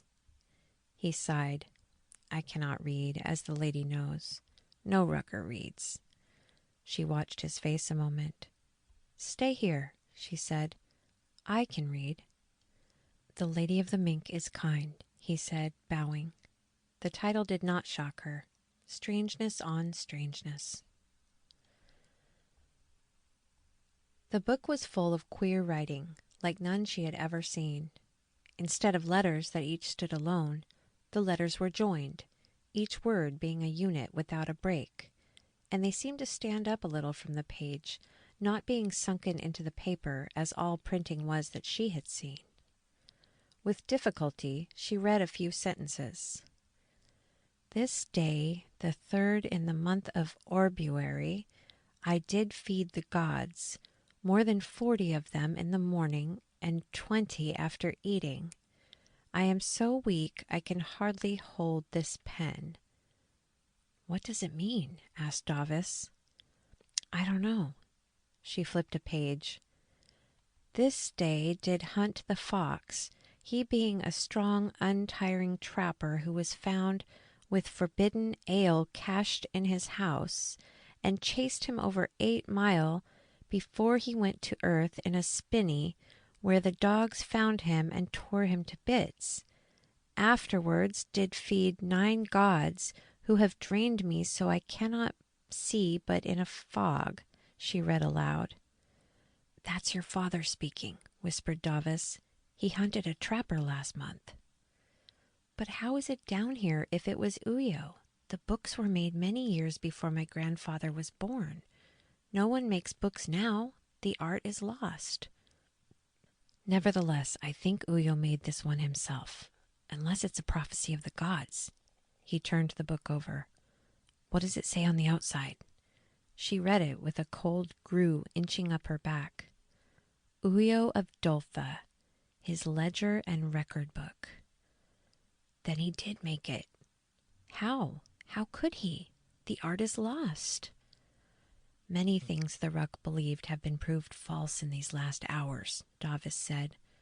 Perhaps the gentry's beliefs are equally wrong. She left the book and went to a desk by the oiled paper window. A drawer was partly open. Inside was a big heap of dandelions, thick grasses, and wild parsley. She remembered Jaren's taunt. Your father eats dandelions. Davis, why are these here? I don't know, lady. I gather them and the squire eats them, but why I can't say. There was a sound at the door. Davis sprang toward the brocaded hangings. Too late. Uyo thrust in his head, black rage on his features. What in the 7 hells are you doing here, Nyria? The habits of a lifetime couldn't be overcome by a day in the presence of the mink. She said quickly, I saw Davis come in, father, and followed him. Oh, good for you. Davis, report yourself to the huntsman for a fox. Davis bowed and went out. She breathed freely. He would escape, and still she'd saved herself. What Uyo might have done to her she didn't know, but she feared him when he was roused. She yearned to ask him about the book and the weeds, but didn't dare. She passed him and went to the resting room, where she occupied a chair for an hour, blankly pondering the tottering of her universe. At last she stood up. She was a gentry woman. She had guts in her belly. Why shouldn't she ask her father questions? Before she could think about it and grow scared, she went searching and ran across her sister Jan.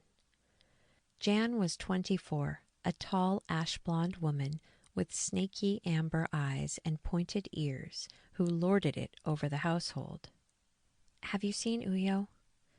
He's in the private room. She headed for it, and Jan ran to catch her at her arm. You can't disturb him there. I've been in it before. Jan clawed at her.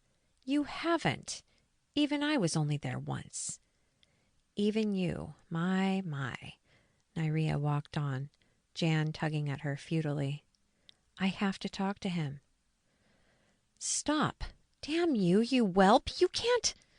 With precision and force, Nyrea socked her sister in the left eye. Then she strode down the hall and knocked on the door of the private room and immediately went in.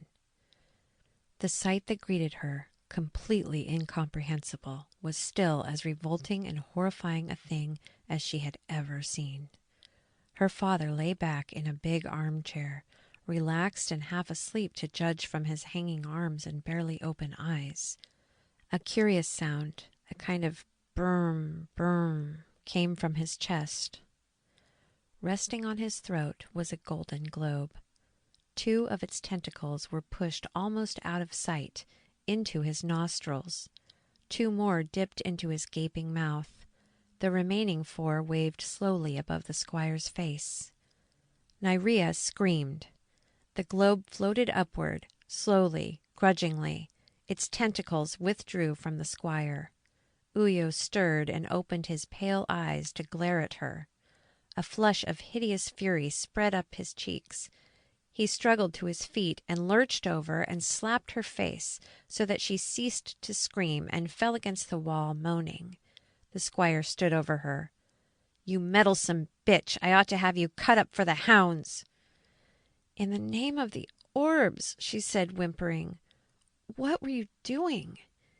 "You're not supposed to be told till you're 20, and you don't do it yourself until you reach 28. "Do it myself?" "Certainly." He gave a humorless snort of laughter. "Do you think we don't pay for the privilege of being gentry, you fool? Now leave me alone." He lifted her and flung her at the door. The golden sphere hovered motionless in the air. "Never speak of what you saw, and never ask another question of me till your 20th birthday, if you live to reach it." She fumbled the door open and staggered into the hall, and wept there with awful tearing sobs, while her sister Jan looked at her and giggled hysterically. Chapter 8. The mink he seeks the gentry lass, he eyes the gods above. He laughs their might to scorn the while he hunts his high-born love. A fearsome lion bars the way, the mink he cannot pass. He lifts his pick with fearful rage, and blood besmears the grass. Ruck's Ballad of the Mink. Revel was plowing through the brush like a wound-crazed bear. Jaren came behind, shouting directions, for Revel's impatience would not be stilled enough for him to follow anyone, especially the small Jaren, whose head rang, he said, from the skull-cracking blow he'd been given by Rack, and who was slowed as a consequence.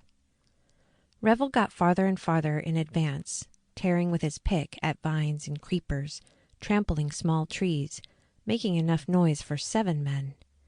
Dimly he remembered much of the trail hereabouts, and at last he was so far ahead of Jaren that he couldn't hear him. He came into a tiny glade, ceilinged with branches of the oaks. Across its width, some 20 feet from him, a huge woods lion lay above the torn corpse of a man. One of the rebels from the meeting, thought Revel, who wasn't so lucky as most. The lion looked up and growled. Its mane was long and burr-tangled, black as sin. Its body, 700 pounds of muscle and bone, was longer than Revel was tall. He greeted it joyously, a foe to grapple with at last. It came to its feet, challenge on challenge rumbling in its massive chest. He drew a gun, then stuck it back. His hands ached for work, more work than the pulling of a trigger. He ported his pickaxe. "Come along, old monster," he said. "We'll see how a mink and a lion can mix it." It stalked 2 steps, gathered itself for a leap. He didn't wait, but sprang forward to meet it. The lion rose, checking its pounce with surprise, for surely no man had ever charged it before. The pick swung down as it struck sideways at Revel, catching it in one shoulder, tearing the flesh like dough. It screeched, clawing for him. One of the scimitar claws caught his side, gashing shirt and skin. Revel whirled, yelling, flung himself on the animal's back, grabbed a handful of mane with his left hand, and buried the pick in the center of the woods lion's skull. The carcass lost its stiffness, sagged, and fell, leg bones cracking like gunshots as the tremendous body came down upon them. Revel sprang to one side, lighting on his feet. "Not bad," said Jaren dryly, coming into the glade. "If you're quite through, Revel, we might be going along." "I had to find out if I'm really the mink," explained Revel, retrieving his pick from the splintered bone of the lion's head. "The mink could slay a woods lion with one blow, it says in the ballads. This fellow took me 2 blows. Jaren said, his face twisted, "Damn you, don't get cocky on me. You're important now. No dirty miner, but a leader. If you haven't got the brains to lead, at least keep still. Follow my orders and be a figurehead. But don't take chances for the fun of it, because your lousy hulk may be the salvation of man, despite yourself." Revel hung his head. Jaren looked at him a moment. "Nerves, that's it, and excitement and eagerness to do something with your big hands. You're young, and I shouldn't expect strict attention to duty of you. But I do, blast it. Now march." When they had traversed the forest, they emerged a little west of Dolphia, on a stretch of dirt road bordered by maples. The lane seemed deserted. Here and there in the buttoned sky were the bright dots of gods passing back and forth between their abodes. Jaren led him purposefully down the road. Suddenly a man came bursting out from the maples and ran headlong into them, knocking the small man back into Revel's arms. It was Davis, clothing disheveled, mouth agape with running. "They're after me," he panted. "Uyo sentenced me to the hounds. I ran, but they're after me." Revel hauled out his pick. "Look there," he said, jerking his head upward. "Concentration of orbs above us." "They point the way for the squires," grunted Jaren. "I don't hear the dogs, though." "Uyo wants me alive. He won't get you." "Will I not?" Uyo himself had stepped quietly out from the trees, directly in their path. In puce velvet, a great trumpet-mouthed gun in his hands, he stood beefy and menacing before them. "Do you tell me I won't, Revel the mink?" He chuckled icily at the looks of amazement. "Do you think I wouldn't have Rucker's spies? Do you think we don't know about your foolish hideaway in the forest, and couldn't clap our hands down on all of you in an hour if we wished to?" 2 more squires, tall and red-faced and prominently armed, came out behind him. "Gentles," said Uyo with mock politeness, "I give you Revel the mink and 2 minor henchmen." Revel lifted his pick and came forward, roaring defiance. Uyo's gun thrust out at his belly. "Don't die now," said the big squire pleadingly. "I want you for a fox, Revel." Jaren snatched a handgun from his belt. One of the squires loosed off at him instantly, the slug striking the handgun more by accident than design, sending it spinning as Jaren howled and gripped his numbed fingers. "Nice shooting, Rosk," said Uyo. Revel still stood with his pick raised, wondering what his chances of a swipe at Uyo would be. "Put it down," said the squire. "Drop it." "Drop it, Revel," said Jaren. The mink did so, and Rosk picked it up. "Come along," said Uyo then. "I have some excellent torture rooms I'd like you to inspect. Personally." With a grin like a weasel's, he motioned them through the maples. Several others of the gentry came up, and the 3 rebels were surrounded and marched off to the great house of Uyo of Dolpha. The room was large, of fieldstone, set below the house like a mole's den.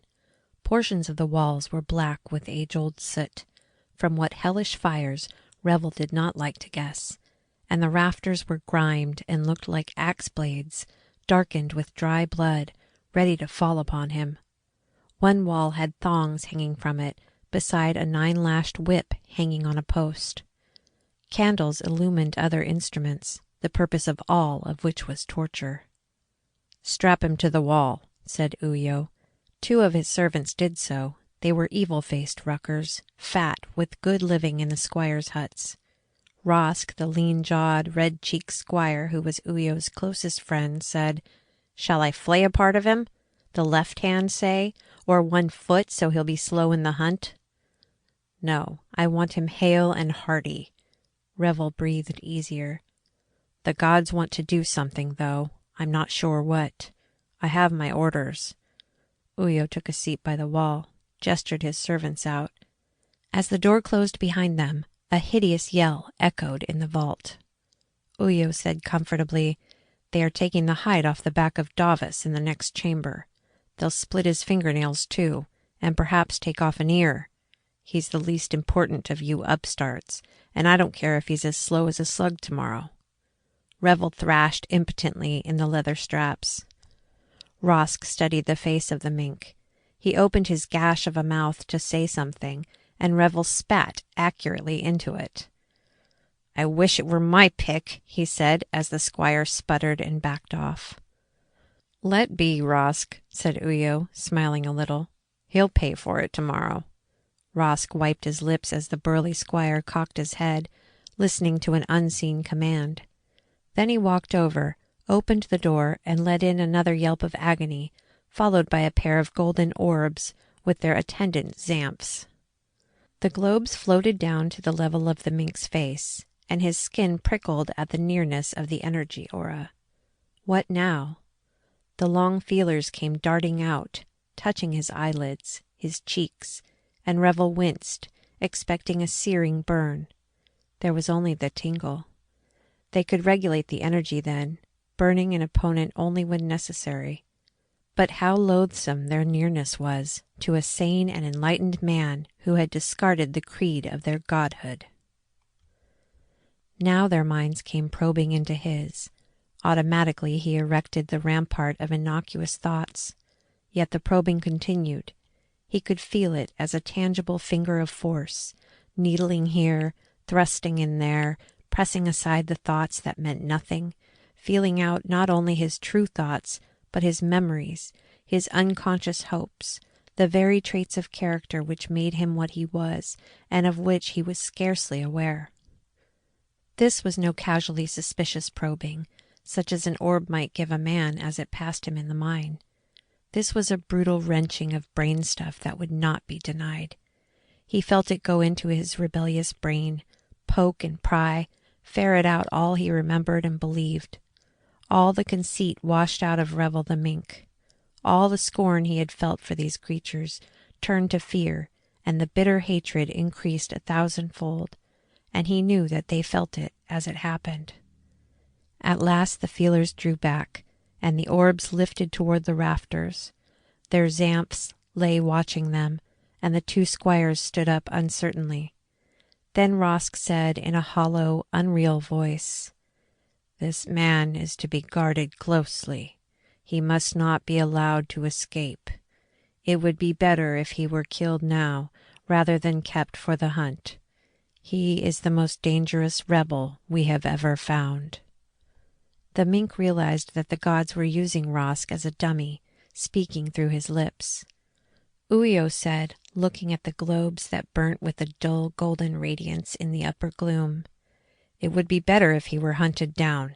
He is the savior the Ruck has been waiting for all these years, they think. And if we slew him in his chamber, his death would never be believed. He should be hunted before the whole town, and torn to pieces by the dogs." The globes, through Rosk's lips, said, "That is so. Hunt him, then. But if he escapes, you die, and your family's status is reduced to that of the lowest Ruckers." They floated toward the door, which Uyo hastened to open for them. The sound of Davos's groans came in, and Revel strained again at his bonds. Uyo's pale eyes darted toward him. "What a fox you'll make," he gloated. "We'll run you in my own lands, which are the best for the game in all this country. We'll run you naked, I think, and allow the Ruck to gather on the hills and watch you scuttle from afar, their precious savior, a naked, frightened, harried rabbit, instead of a bold, fighting mink. How'll they like that? How much talk of treason will there be for the next 10 years after that? Precious little rebel of the Ruck." He called his servants. "Take him and bind him with 24 thick thongs, and have 20 men sit in a circle round him all night. Give him plenty of food and water. By orbs, give him a beaker of my wine. We'll have a fox tomorrow to remember for a lifetime." Chapter 9. And now the squire has trapped the mink, and now he sets him free. and now the mink is hunted down on hill and vale and lea. He pants and gasps, his legs grow weak, his eyes with sweat are blind. In squire's halloo and hound's mad bark, he hears his death behind. Ruck's Ballad of the Mink. They took Revel to the top of a hill just behind Uyo's mansion. He was stripped to the buff, but on his feet were stout sandals of horsehide in triple thickness, so that he could run well and give them a good hunt. On the crest they untied him, and he stood naked in a ring of the horsed gentry, rubbing his wrists and glaring at them. Beside him were Jaron and the mutilated Davis, who both wore their customary shirts and trousers. Running his eyes over the squirearchy, Revel saw with a strange thrill of horror the Lady Nyrea on a deep-chested roan stallion, as cool and distant as the moon, and as beautiful, he thought bitterly. Well, but hadn't he had her? He, a rucker born, had loved this woman of the gentry. Let her watch him die. Small compensation that would be. He bowed to her. "May you be in at the death," he said clearly, and had the satisfaction of seeing her face go white. "Give the mink his fangs," said Uyo. The burly squire was all in scarlet silk and purple velvet, with white calfskin boots on his thick legs. At his command, Rosk threw the tall rebel a belt with 2 holsters, in which were thrust 2 short iron daggers. "By rights you should go without, mink," said Uyo, "but it's more sport to chivvy a fox with a bite in him. Now, you have till the count of 300. 500 is customary," interrupted Nyrea.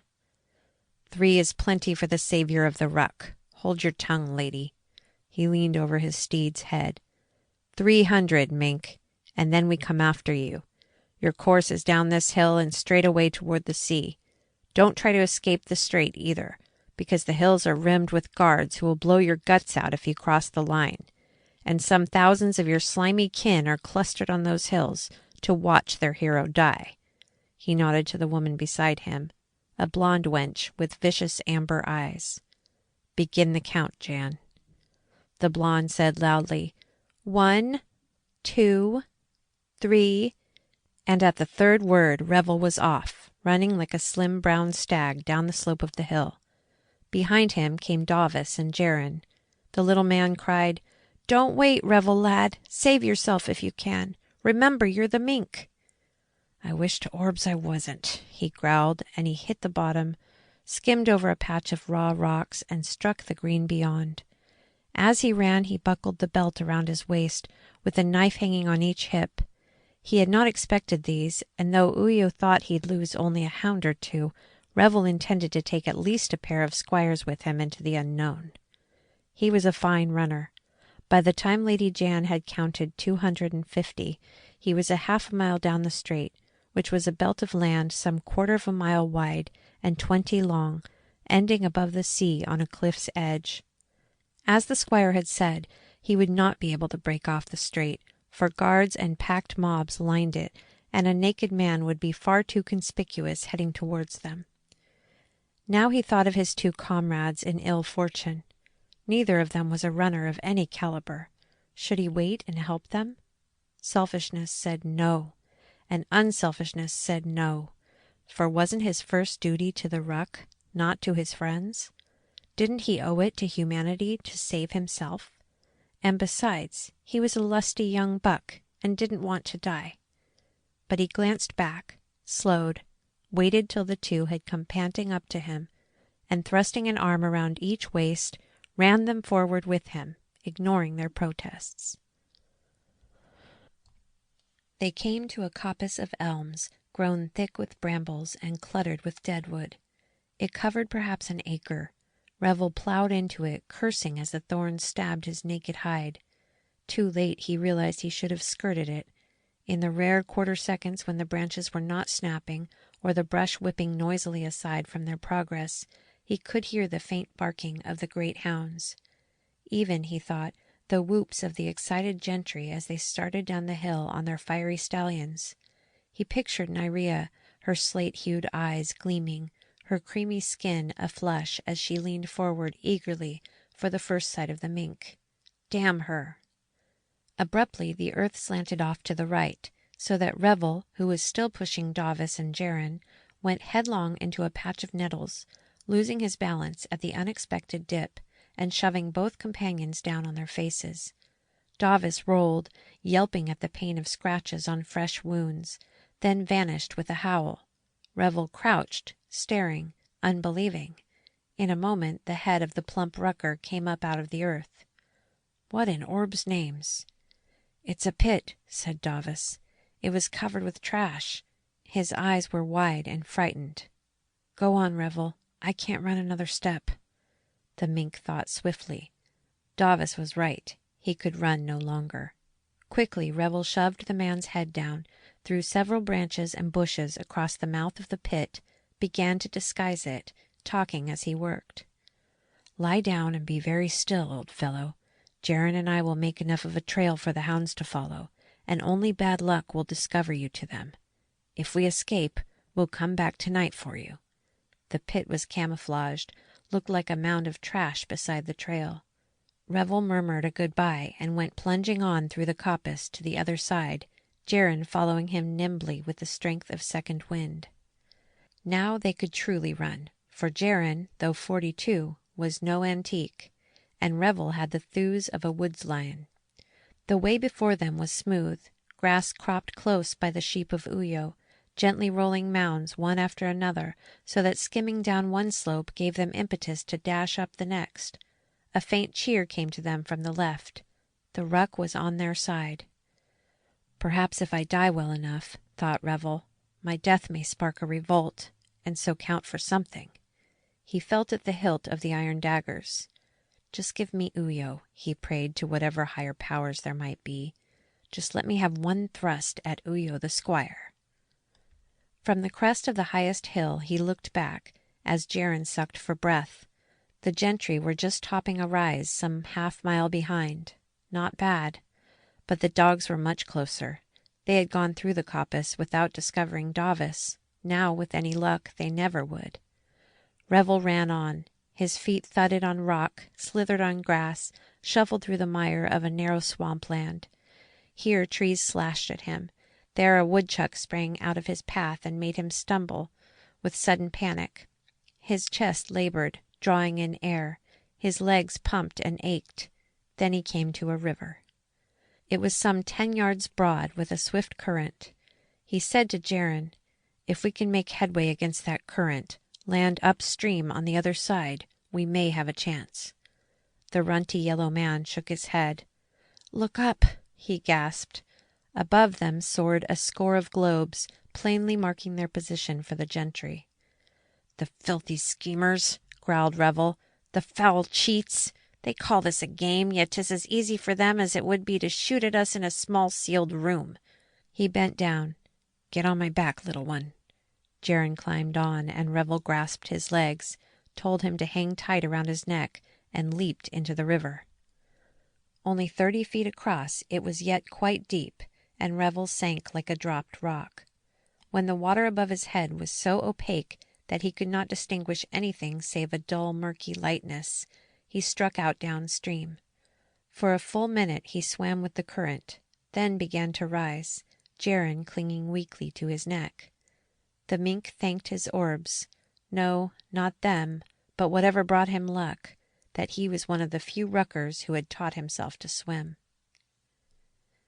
He had gone farther by swimming than he might have running, for the current was like a demon with 1,000 legs, all speeding it on and carrying him with it. His head lifted clear of the waters in the center of the stream, and Jaren behind him broke into coughs and gurgles. Revel looked for globes and saw them upriver, lifting and falling uncertainly. He said, "Take a breath," did so himself, and sank again. This time he stayed under for the space he could have counted 50, then rose again near the far bank. He was among trees, birch and poplar and evergreen, that grew to the water's brink. He struggled ashore, carrying a limp Jaren, and fell with his burden beneath a single giant oak, which sheltered him from the buttoned, all-seeing sky. Rest a while, Jaren. We've put plenty of distance behind us. Yet when he stood up and gave his friend a hand 5 minutes later, he could already hear the baying of hounds. A touch of panic threaded down his spine, not the panic that flared and died when a woodchuck startled him, but the panic of any hunted creature who, do what he may, still hears the pursuers close behind him. The sound of the howls told him the dogs had crossed the river. He looked up, but saw no orbs. No dog scents a man 2 miles off. Who had betrayed them? Or were the gentry presuming that they must have crossed? He broke trail for Jaren through a section that a great bear would have found hard going, all vines and tough saplings and snake holes that sunk beneath his sandaled feet. His body was by this time a hatched network of pain and scarlet stripes oozing blood. He had expected the mass of impeding vegetation to be a thin patch at best, but it went on, and the trees thinned so that the sky was open above them. It was a matter of time only till the globe spotted him. The hounds were louder. Once he heard the shout of a man, thin and high, in the distance. At last he was on solid, uncluttered ground again. He looked down at his skin, wondering if it would ever be smooth and whole again.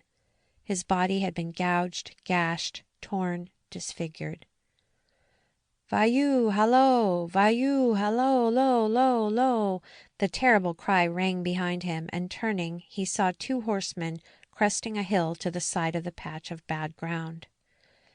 Then it dawned on him how they had been followed, for behind the stallioned squires rose the hills which bordered the straight hunting course, and on them showed small dots of color, the keen-eyed watchers of the gentry. No matter where he ran on this long, narrow, coursing ground, there would be eyes upon him. At least the ravening dogs were not nearby. He picked up Jaren, tucked him under one arm, and dashed for the shelter of the evergreen woods before him. The hoofs of the horses pounded behind.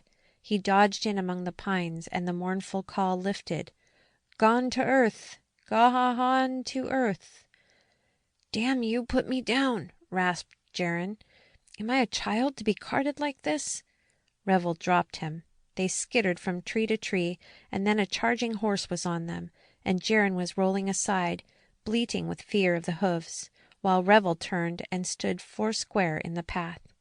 As the stallion all but touched him, he jumped aside, jumped back, so that the head of the beast passed him, but the rider was struck and clutched and hurled from his saddle, losing his trumpet gun as he fell. The mink was sitting astride him before he could bounce up, and 2 ruthless hands took him by the throat and tore out his jugular. The second rider at that instant drew rein behind them and lifted his own gun for a quick shot. Jaren hurled a rock.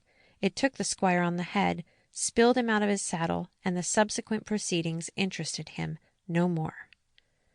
"2 guns, by orbs!" crowed Revel, gathering them up. "And 2 horses!" He put a foot into the stirrup of the second one, but it shied madly at the touch of a bloody, naked man, dashed forward, startling the other, and together they vanished among the trees.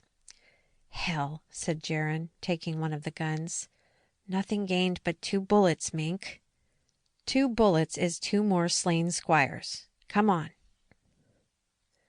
The evergreens gave out shortly, and they were in a valley channeled by sluggish rivulets and grown with noxious weeds and clumps of coarse grass.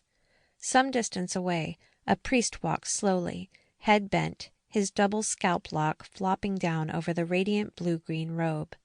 Above him, apparently in communion with him, hung a golden globe. Revel shifted his gun up and took aim at the orb. He must risk a shot rather than a god's exposure of his whereabouts. The priest looked up, saw him, yipped in surprise, and the orb shot up 10 feet just as Revel fired. 1 bullet wasted. Jaren fired as the echoes of the mink's shot racketed away, and the priest crumpled in on himself, a glittering sack of dead meat. "You fool," said Revel, with a brief, pithy anger. "The man I could have stabbed or broken in 2. The sphere is beyond us now." It was slanting up an invisible incline, faster than he had ever seen one travel before. "Come on," he snarled. "We've got to travel. he threw away the useless gun and ran for his life. Behind him, to left and then to right, rose the calls. Hooves thundered, dogs baying out afresh as they sighted their quarry, and the valley filled with sound and horses, dogs and men. Over and over the calls rang, and the air above the fugitives was filled with watching gods. Revel ran as he had never believed he could run, and the calls beat upon his eardrums. End of section 3. Chapter 10. The pretty daughter of the squire, she gallops down the hill. The blood of gentry pounds so fierce 'tis like to make her ill. Thinks she I've come to see his death, the man who did me shame, and then she spies him limping there, all stripped and torn and lame. Ruck's Ballad of the Mink. The squire was clad in a sky-blue velvet coat, long and loose with a row of big silver buttons down the front, a cabbage rose on each flared lapel, a thick fall of silver lace over an olive-green waistcoat, lime breeches in white calf boots. His blunderbuss was tilted carelessly up over one crooked elbow, for he trusted to the iron-shod hoofs of his hunting stallion to smash the rebel into the muck of the valley. He was a portly, floridly handsome man of some 30 summers, and he would not live to see the sun rise again. Revel turned at bay. He was just under the overhang of a short cliff. On his right hand a swamp, on his left a pack of approaching hounds, and before him the squire on his upreared horse. He had just boosted Jaron up to the cliff's edge, and the little man was scrambling away, calling to him to follow. But there was no purchase for his fingers, and the thing was too high to jump, at least in the brief moment he had, so he was brought to bay. The mink drew his daggers, his fangs of Ao's more or less generous bestowal. The horse poised an instant before bringing its mallet hoofs down on his head, and Revel leaped in and thrust, hands together, knuckles pressed tight so that the blades drove deep into the flesh, just below the ribcage of the stallion, their points not 2 inches apart. Revel jerked them apart and out, and the horse contorted and writhed together in a thrashing heap and came down, its blood hissing out from a foot-long gash. The squire, unable to realize what was happening, fell sideways on top of the mink, who stabbed upward blindly as he rolled away from the dying horse. The squire took one dagger in the groin of his spotless lime breeches, the other just under a silver button above his heart. The world shut out for him in pain and terror and a loud broken screech. Revel fought out of the tangle of limbs and crumpled corpse, shot to his feet in time to meet the charge of a pair of slavering hounds. He knew he was done now. There was no more running for the mink, and he cursed his fate, even as he blessed whatever power had sent him so many gentry to be pulled down with him. The dogs leaped.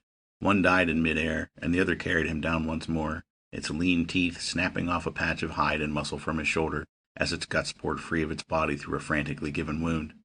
Revel was up again, shaking himself, grappling with the third hound whose knowledge of men made it wary of his blade. It hauled away as he slashed at it, lunged for his throat, caught an ear instead, and coughed out its life as it was flung over his shoulder in time for him to run the next dog through the skull as it sailed at him. He was bleeding like a punctured sack of wine, though the wounds were far from mortal. One earlobe was gone. His left shoulder felt as though it had been scalded by boiling pitch, and his whole frame was stiffening somewhat from the myriad tiny cuts it had received. Revel was in his glory, although he counted his life in seconds now. The whole pack was not in the valley. These 4 dogs had not run with it, and only men remained. Yet above were the orbs, to take a hand if he should prove too mighty for the gentry's handling. A squire galloped up, jumped from his saddle, and came at the mink. Revel blinked blood from his eyes. "Rosk," he said, grinning. Now the gods were kind. The lean-jawed squire halted 20 feet away, presenting his gun to the mink's breast. "A fine fox," he said admiringly. "A damned fine fox, but too vicious for the hounds. Die, mink." "Damned if I will," said Revel, flinging himself forward and down. The gun roared harmlessly as Rosk, startled, tugged on the trigger. Revel went up to stab for the man's belly, but a warning tremor of the ground gave him pause. A stallion was thundering down on him from the left. He flicked a glance at it, a great roan with the Lady Nerea up and coming straight for him. She would run him down?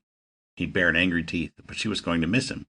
She was galloping between him and Rosk. She was stretching down a hand to him, her face twisted with hope and fear and friendship. Instinctively he slapped her wrist with his palm as she hurtled past, jerked his legs up, and was carried off by the rocketing roan. As he writhed into the saddle behind her, she screamed, "Help! Oh, help! He has attacked me!" The clever girl, by orbs. Helping him, she was yet saving her own reputation and life. making it seem that he had leaped astride her mount as she was carried by him. No squire could have seen that helping hand, for they were all on the opposite side of her. A vast hullabaloo went up from their ranks. "Throw me off, you fool," she hissed at him, twisting round and pretending to strike him. "Throw me off." He reached past her, hauled on the reins, brought the animal back on its heels, pitched her off unceremoniously, winked broadly at her, and found time for a leer as her riding skirt hoisted unladylike as she sat up. Then he rammed heels to the brute and was off on a run for his life. Guns banged behind him. Slugs tore the air inches from his bowed back. Let him shoot, curse them. He had a chance now. The cliff of reed-laced muck dwindled, and he turned the roan and leaped him up to the higher level of ground. Then he turned and went charging back the way he had come, quick eyes searching for his comrade. "Jaren, you scuttling mouse, where are you?" Bang went a musket. "Here, Ravel!" The little straw-colored man popped out of a bush in his path. He bent as Nerea had, gave the rebel a hand up behind him. Then he swerved the horse, and went off through the oaks while the gentry cursed and raved and came after as best they could. "Discomfortable riding this, without pants. Ouch! Where shall we head, Ancient One?" Revel asked grimly. "The way we're going. There, see that hill? Up and over that, and we're on a straight path for the forests of Camden." Revel was jolted nearly out of his battered hide by the unfamiliar jounce and rock of the steed, but he knew he could stick on it till night if he had to. The only enemies that fretted him now were the golden spheres. You could not distance a god simply by mounting a horse. "Look up," he said, watching the path. "Are there gods?" "Yes, but high, following us. They mark our way." "Let them. Durand, at nightfall we head for the mine, our mine and our cavern." "You can't go there, you drooling baby. You'd find an army of globes, priests, gentry, and zamps. They'll be crawling all over the things in that cave, especially after you took guns from it. What is it that draws you there?" "A metal chest. Ouch! I've been thinking of it for a long time. Durand, what's suspended animation?" "Why?" Nerea kept muttering it to herself in the cave. I think she read it on the chest. "Suspended," mused Durand. "Temporarily halted. Animation. Life held in check. Movement stopped for a time. That's it. Love of freedom, lad. What's it?" Ravel, glancing up at the soaring sphere, said to himself, "Man of the 21st century. Century's 100 years. 21st. John R. Clapham, atomic something. Suspended animation. John sounds like a name. Rest of it enigmas, but... Watch out," yelled Durand, turning against his back. "A god comes at us." "How good are you at throwing knives?" "As good as the next rebel. Damned good." "Take one from my belt and see if you can spit it in the air. If it touches you, you'll be a frizzled up cinder in a wink." He felt the knife leave his holster. There was a pause. Then Durand said under his breath, "Blast this horse. Ugh, got it."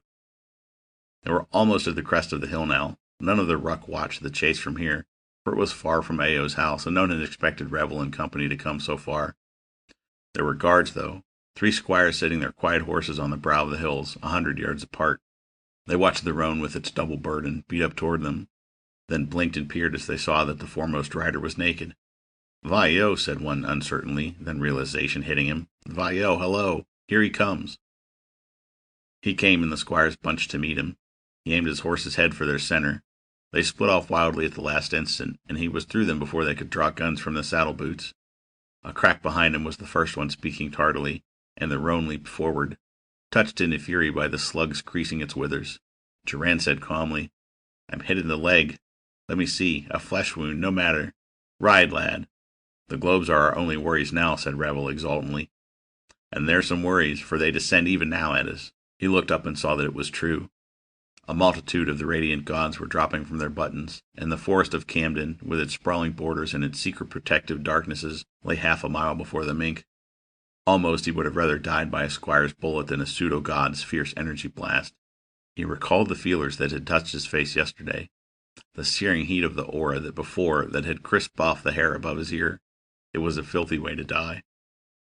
The roan, strongest of all the gentry's horses, was easily distancing them all, but it could not distance a down-slanting globe.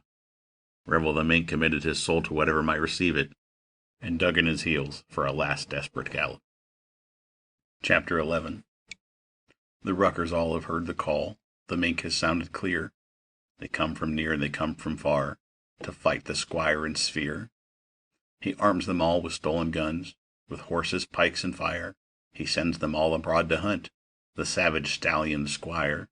Ruck's Ballad of the Mink.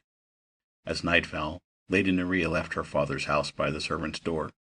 She was dressed in the miner's clothes she had worn the previous day, and carried a gigantic portmanteau, so heavy she could scarcely lift it. In the bag were her favorite gowns, numbering 16, 2 coats she especially loved, some bracelets set with diamonds, the rarest gem of any, for though they were mined extensively throughout the country, the Globes took all but a very few for their own mysterious purposes, and an antique golden chain she had inherited from her grandmother, some personal effects, paint for her lips and such frivolities, a trumpet-mouthed gun with the stock unmounted, together with as much ammunition as she could find, and lastly, 4 books from her father's secret chamber. These last were all in the curious run-together printing, 3 of them labeled Ledger and Record Book, and the 4th with God-feeding on its cover. The 4th was far older than the other ones, indeed, the oldest book Nerea had ever seen. Ao lay drunk in a deep chair in his library. He would sleep now till nearly the middle of the night, when he'd wake up and howl for another bottle. Jan she had not seen for hours. The servants, being Ruckers, did not count. Her escape from the mansion was going to be simple. In the stables, Lady Nerea ordered her second-best horse, another roan stallion, saddled and laden with the portmanteau on a special rack attached to the rear of the cantle. The usual trappings, the fancy reins, embroidered saddlecloths, she had the stableman leave off. She didn't want to call attention to the fact that she was Ao's daughter.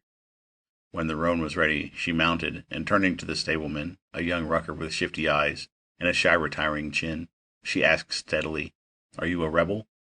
"Me? No, lady. Do I look crazy?" "You look sneaky, but smart enough." She leaned over the saddle-bow toward him. "Tell me the truth. Don't be afraid, you fool. I am the Lady of the Mink." It was a title she uttered proudly now. Nerea of Dolphia had been forced to think this day, and it had changed her greatly. The stableman backed off a little, his pasty face writhing with tics. "My orb lady, I don't know what you're thinking of. You, Ao's girl, calling yourself such a name?" Her roan was trained to the work she now put him to. A number of times she'd used him for it in the streets of Dolphia, just for sport, out of boredom. Now she pricked his ribs with the point of her sharp-toed shoes, just behind the 4-leg joints, and said, "At 'em, boy." The tall beast reared up and danced forward, hoofs thrashing in the air. The stableman shrieked, took a step back, and threw up his arms, as one iron-shod hoof smashed into his face. Then the roan was doing a kind of quick little hop on his body, and red blood ran out over the packed earth floor. "If you were a rebel, you were too craven about it to be much good to your people," Nerea said, looking at the body. "If you weren't, then your mouth is shut concerning me." She wheeled the roan and trotted out of the stable. By the gate, in the wall, a tall figure waited, while in the early moon's light. "Jan," said Nerea with surprise and fear. Her older sister had always bullied her. Nerea was unable to wholly conquer the dread of this amber-eyed, sharp-eared woman. Jan stood with one hand on the gate, her high breasts and lean aristocrat's profile outlined against the dark black green of the woods behind her. Now she turned her head to look up at Nerea. "What in the 7 hells are you doing in that rucker's outfit? Where are you going?" "None of your business. Get out of my way." Jan stepped forward and grasped the bridle at the roan's mouth. "Get down here, you young whelp. I'm going to beat you, and then hand you over to Ao to see what's to be done with you." Nerea never knew, though afterwards she thought of it often, whether she touched her horse's ribs deliberately or by accident.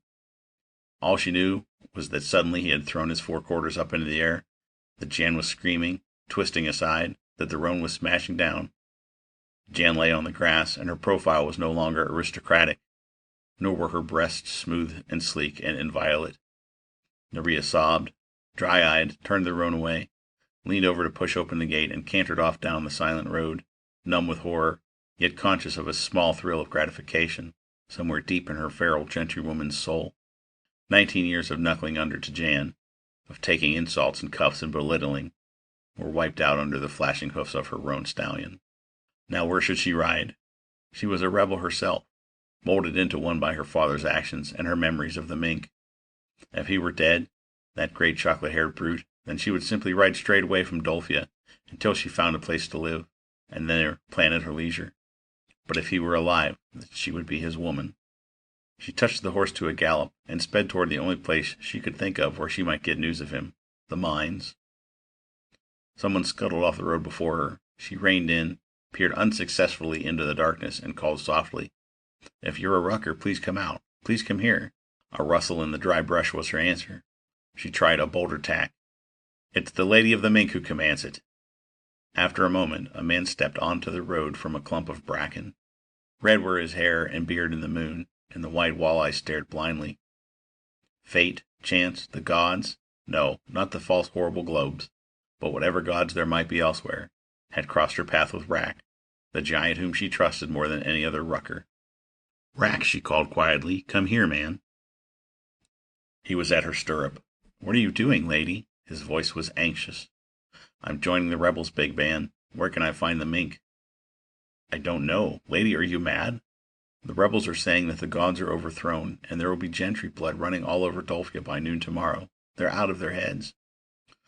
No, Rack. They're honest men fighting a hideous corruption. She told him rapidly what she'd seen in her father's room. I don't know exactly what it means, but it's bad, degrading, horrible. I don't want to be a gentrywoman any longer. I'm the minx girl. Listen, she said, leaning over to him. He took me 2 days ago, and Revel is my man, hell or orbs notwithstanding. Now where is he? I heard he's alive, said Rack slowly. I thought he would be. He's too tough to kill. Where he is, no one knows. Do the rebels trust you? No. His face turned up to hers, honest and bewildered.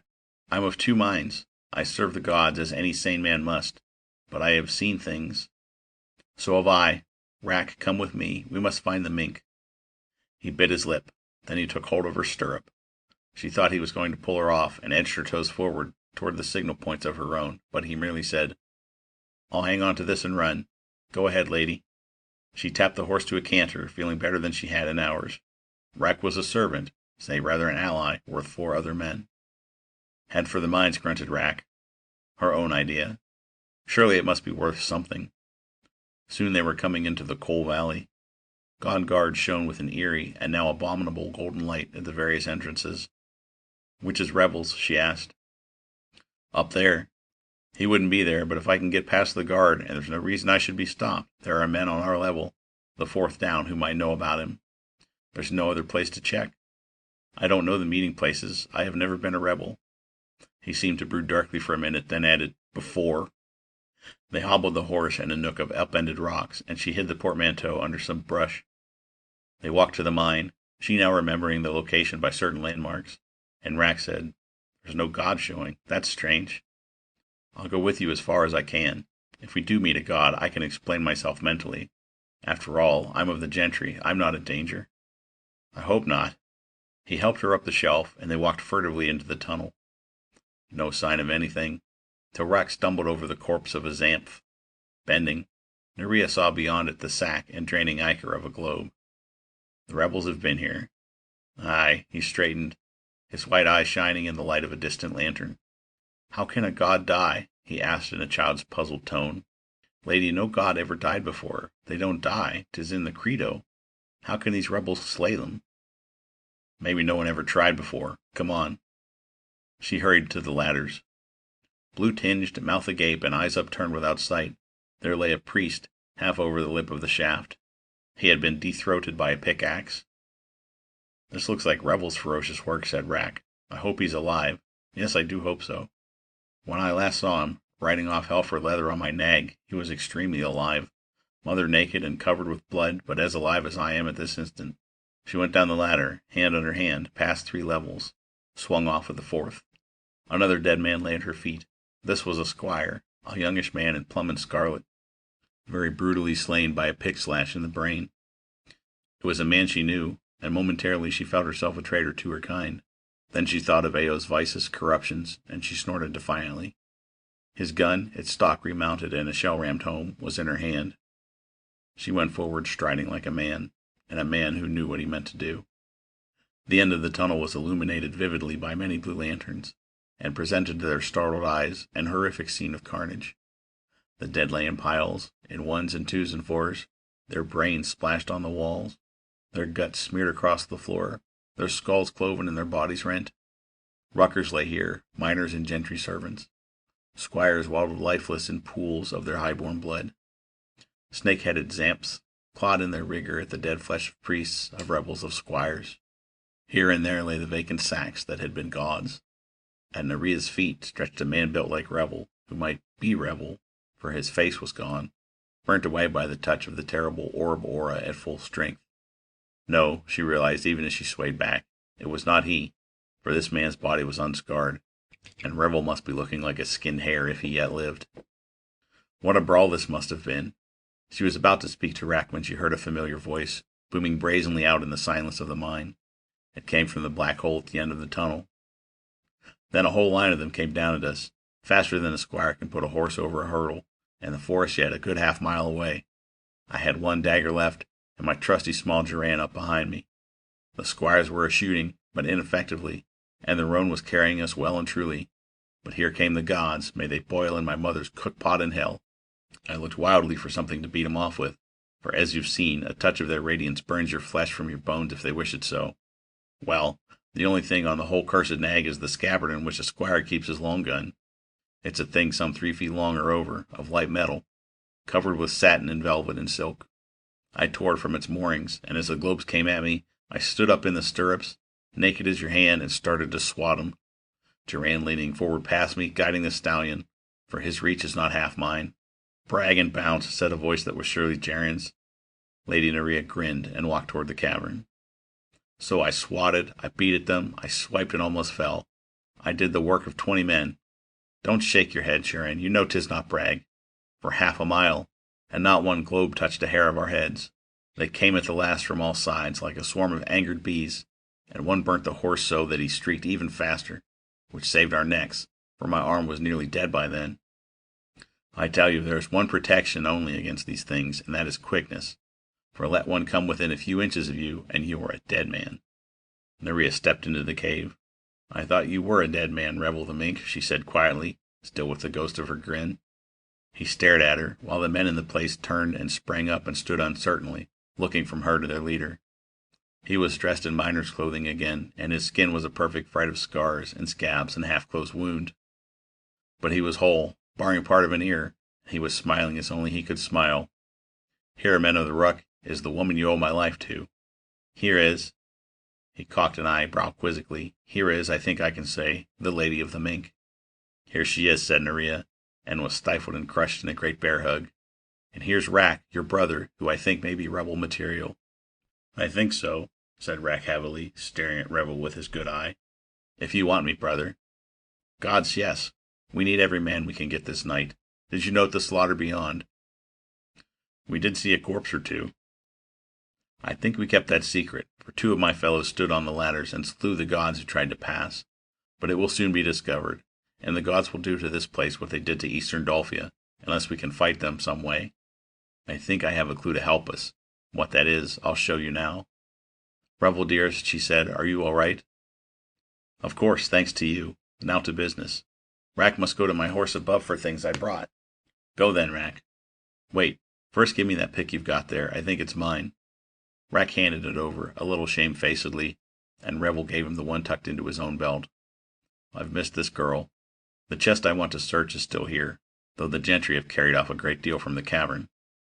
Wait a minute, said Nerea fiercely. You'd better do a few things before you start experimenting and searching. You'd better have a plan, and send men out to spread word of it among your people.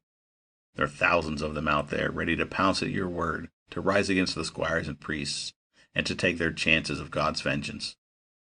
You'd better send out the word that the mink is leading the war. Otherwise you'll have an army that's ineffectual and headless, that can be cut to pieces in 24 hours. For most of them think you're dead. The gentry spread the word. Duran said quietly, so that the only girl in Revel heard him, I think I named the wrong person. I think Lady Nerea is the mink. Revel laughed grimly. Haven't I been busy? Haven't I sent a troop to Dalby's in his hole in the coppice, and another to say in the lanes and shebeens that I'm alive? Here, Vorel, Sesker, and you 3 get out. Steal horses from the mansion stables and spread the news. We rise tonight. Whether or not I find what I seek, we rise. If we all perish in a god blast, still we rise. When you've enough men, attack the gentry's homes, beginning at Dolphia's center and spreading out. Put every horse available on the road to Corla and Hakestown and every village within knowledge. If they look scared, show 'em a dead god. Take those out there. Stick 'em on the ends of pikes. Carry 'em through the streets with torches to show 'em off. Kill every globe you can reach. Send the corpses out for the rucks to see. There's our banner, our fiery cross, a dead god on a pike. Chapter 12. The gods have looked upon the mink, and felt his mighty hand. They sought him through the mines and towns, and in the forest land. All wise, all powerful though they be, the mink they cannot find. Afar he's wandering o'er the earth, at war for all mankind. Ruck's Ballad of the Mink. Read it again, said Rebel, bending his scarred face beside the girl's sleek one, staring hard at the printing as if by concentration on it he could learn to read right there, and drag the hidden meaning from the words. Read slowly. Rack, you're no slouch at thought, even though you have been in the toils of the false gods. Give this your best brain work. Durand, concentrate. You three men, try to cull the sense from these words. Begin. In the light of half a dozen lanterns, she began to read. The mink strained all his brains. Man of the 21st century, John R. Clapham, atomic physicist and leader of the 9th expedition against the Tartarian forces in the year 2054, held in suspended animation. Ha! I thought that's where you got the phrase, said Revel. I believe it means that in this chest, and thank orbs it was too heavy for the gentry to move today, in this very chest lies a man of the ancient kingdom, who still lives, though he sleeps. The woman looked up excitedly, and then began to read again. Most of the words were strange. Placed here 10/5/2084, aged 64 years. This done voluntarily and as a public service to the men of the future, as part of the program of living interments inaugurated in 2067.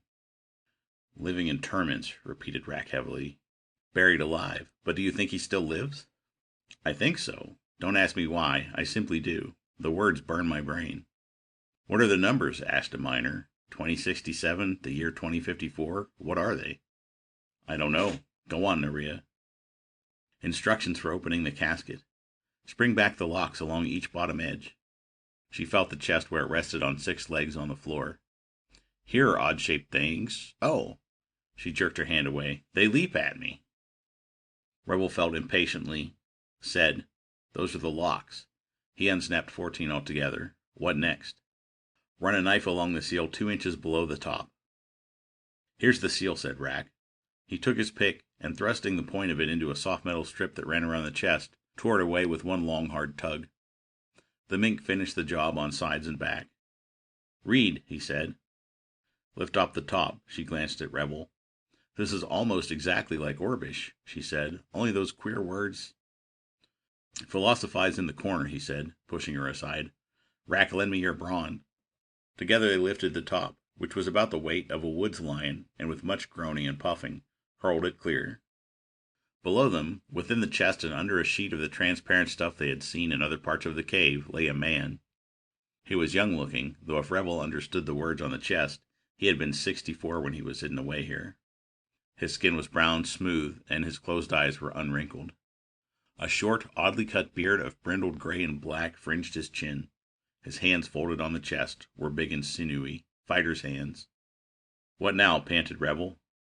Provided the atmosphere is still a mixture of 21 parts oxygen to 78 parts nitrogen, with 1% made of small amounts of the gases neon, helium, krypton.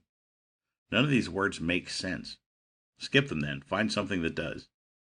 Let's see. Swing the front of the casket up and unhinge it so that it comes off. They figured out what was meant and did it. The front of the metal case, very light compared with the top, fell with a clang. Insert a crowbar under the glass that covers the man and lift it carefully away. Crowbar? Glass? This almost invisible stuff covers him. It must be the glass, said Duran. Let's try to lift it off. It took Revel and Rack and 2 miners, but in a matter of 5 minutes they had removed the plate of glass, the thin curved sheet that had protected this man of the ancient kingdom. Next? Provided that it is no later than the year 3284, Dr. Clapham should revive within the hour. If not, take the hypodermic from the white case below him and inject 2 cc. Do you understand this at all? She asked. Only that the man, whose name is evidently Dr. Clapham, ought to wake up shortly. The mink shook his great brown head. If only we'd found this cave in a quiet time. If only the gods and the gentry weren't to be dealt with. Have we the time? Your work is going on above ground, said Duran, rubbing his chin. We can't be of more use anywhere else, it seems to me, than we may be right here. They sat and watched the inert form of Dr. Clapham, while 2 of their rebels went out into the mine to round up anyone who would join them. In something over half an hour they were back. The mine had been cleared, Nothing anywhere except this man, who was on the lowest level, and hasn't heard a thing. They missed me, I guess, said the newcomer. I was off in an abandoned tunnel sleeping.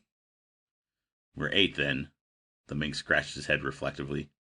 Not a bad fighting force, provided they don't smear this whole valley. I think we can win clear, after we see what this fellow is going to do. I think I see him breathing, said the girl breathlessly. She was sitting with a book on her lap, trying to decipher the meaning of its words. Look at his throat. Dr. Clapham made a strange sound in his chest, a clicking, quite audible noise, and unfolding his strong hands, sat up. Well, he said clearly, didn't it work? Then he took a closer look at the 8 people standing beside him. Oh, my lord, he said, it did work. He speaks Orbish, said Rack, but with a different accent. Could he be from the far towns? No, you idiot, from the ancient kingdom, said Revel. Your name is Dr. Clapham, isn't it? Roughly, yes. The sleeper worked his jaws and massaged his hands. Wonderful stuff, that preservative. What year is this, my friend? I don't know what you mean. What's the date? Date? God, this I wasn't prepared for. He hoisted himself over and jumped down with boyish energy. Tell me about the world, he said. I guess I've been asleep a long time. Yes, if you were put here in the time of the ancient kingdom. Rebel was trembling with excitement. Why are you still alive? Friend, judging from your clothes and those picks, and the primitive look of those lanterns, which must date from about 2015, I'd say it'd be pretty useless to tell you how come I'm alive. Just call it science. What's that? Science? Electronics, atomic research, mechanics. What have you... mean anything? I'm sorry, said the mink, no. You speak quite decent English, you know. It's funny it hasn't changed much, unless I've been asleep a lot shorter period than I figure. My language is Orbish. It's English to me. What's the name of your country, son? It has no name. Towns are named, not countries. Who are you, then? I am Revel the Mink, he said proudly. I am the leader of the rebels who are even now spreading through the land, sending the word that the gods can die, and that the gentry's day is done. I am the mink. He half expected the man to know the old ballads, but Dr. Clapham said, Mink? That was an animal when I was around last... Call me John. John? That sounds like a name, Rack nodded. Yes, this is better than Dr. Clapham. Anybody have a cigarette? Asked John. What's that? A fag, boy. Tobacco, something to smoke. You drag it in and puff it out. Your words make no sense, said Revel. Dragon smoke? This is going to be worse than I anticipated, said John. Look, can't we go somewhere and get comfortable? I have a lot to find out before I can start getting across to you what I was sent into the future for. We are besieged by the gods. We dare not leave this place. By the gods? Let's sit down, boy. I want to know all things about here. Miss, after you. He waited till Nerea had squatted on the floor, then folded himself down. Okay, he said, whatever that meant. Shoot, begin. What are the gods first? Lady Nerea listened with half an ear to Revel's speeches, but with all her intellect she tried to follow John's remarks. There were sometimes fragmentary, sometimes short explanations of things that puzzled Revel, and sometimes merely grunts and slappings of his thighs. Many words she did not know. My God, that sounds like extraterrestrial beings. Globes, golden ore of energy or force. Sure, that's possible. And tentacles, zamps? Describe them. They aren't from Earth either. I'll bet you these god globes of yours, which must be Martian or Venusian, or Lord knows what, brought along those pretty pets when they hit for Earth. Listen, Mink, those are not gods. They're things from the stars, from out there beyond the world. You understand that? They came here in those buttons of yours, what we used to call flying saucers, and took over after whatever happened. Your civilization must have been in a hell of a decline to accept them as gods, because in my day... Oh, well, go ahead. Priests, sure, there'd be a class of sycophants, bastards who'd sell out to the extraterrestrials for glory and profit. Yeah, your gentry sound like another type of sellout, traitors to their race and their world. Describe those squires' costumes again, will you? Holy cats, 18th century to a T. Not a thread changed from the sound of it. And the lower class, you call it the ruck, which is downtrodden and lives in what might as well be hell. Yep, it sure sounds like hell and ashes. The globes. Then, as is natural to a conquered country, the top dogs, priests in your case, who run things but are run by the globes. Then the privileged gentry, I'll have a look at those books of yours in a minute, honey. Who pay some kind of tax, in money or sweat or produce or something, for being what they are. Then the ruck. I know the word, son, you've just enlarged its meaning. Who have been serfs and peasants and vassals and thralls and churls and hoi polloi and slaves since the Egyptians crawled out of the Nile. The great unwashed, the people, let 'em eat cake. I'm sorry, Mink, go on. Your gentry sound about as lousy as a pack of hellions of the 18th century squires. Too bad you don't know about tobacco. They could carry snuff boxes and really act the part. My God, even the fox hunts, with people hunted. Anyone but miners? Open days, eh? Holy. Glad to know you, Rack.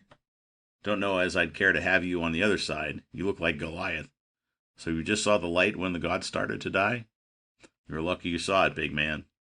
Brother against brother is the nastiest form of war, especially if mankind's fighting an alien power. Your rebels sound familiar, Mink. They had 'em about like you in Ireland 100 years or so ago. I mean, before I went bye-bye. Always romantic, unbelievable, unfindable, foxes with fangs. I wonder what your globes wanted. Power, sure, if they're that humanoid in concept, but it must have been more. Maybe their own planet blew up. Maybe they ran out of something. Tell me, do you have to give them anything? Any metal, say? Diamonds. Are those small hard chunks of... Yes, I guess diamond still means what it did. By gravy, I'll bet I know. They were just starting to discover the terrific potential of energy of the diamond when I went to sleep in 2084. I wonder how long ago that was.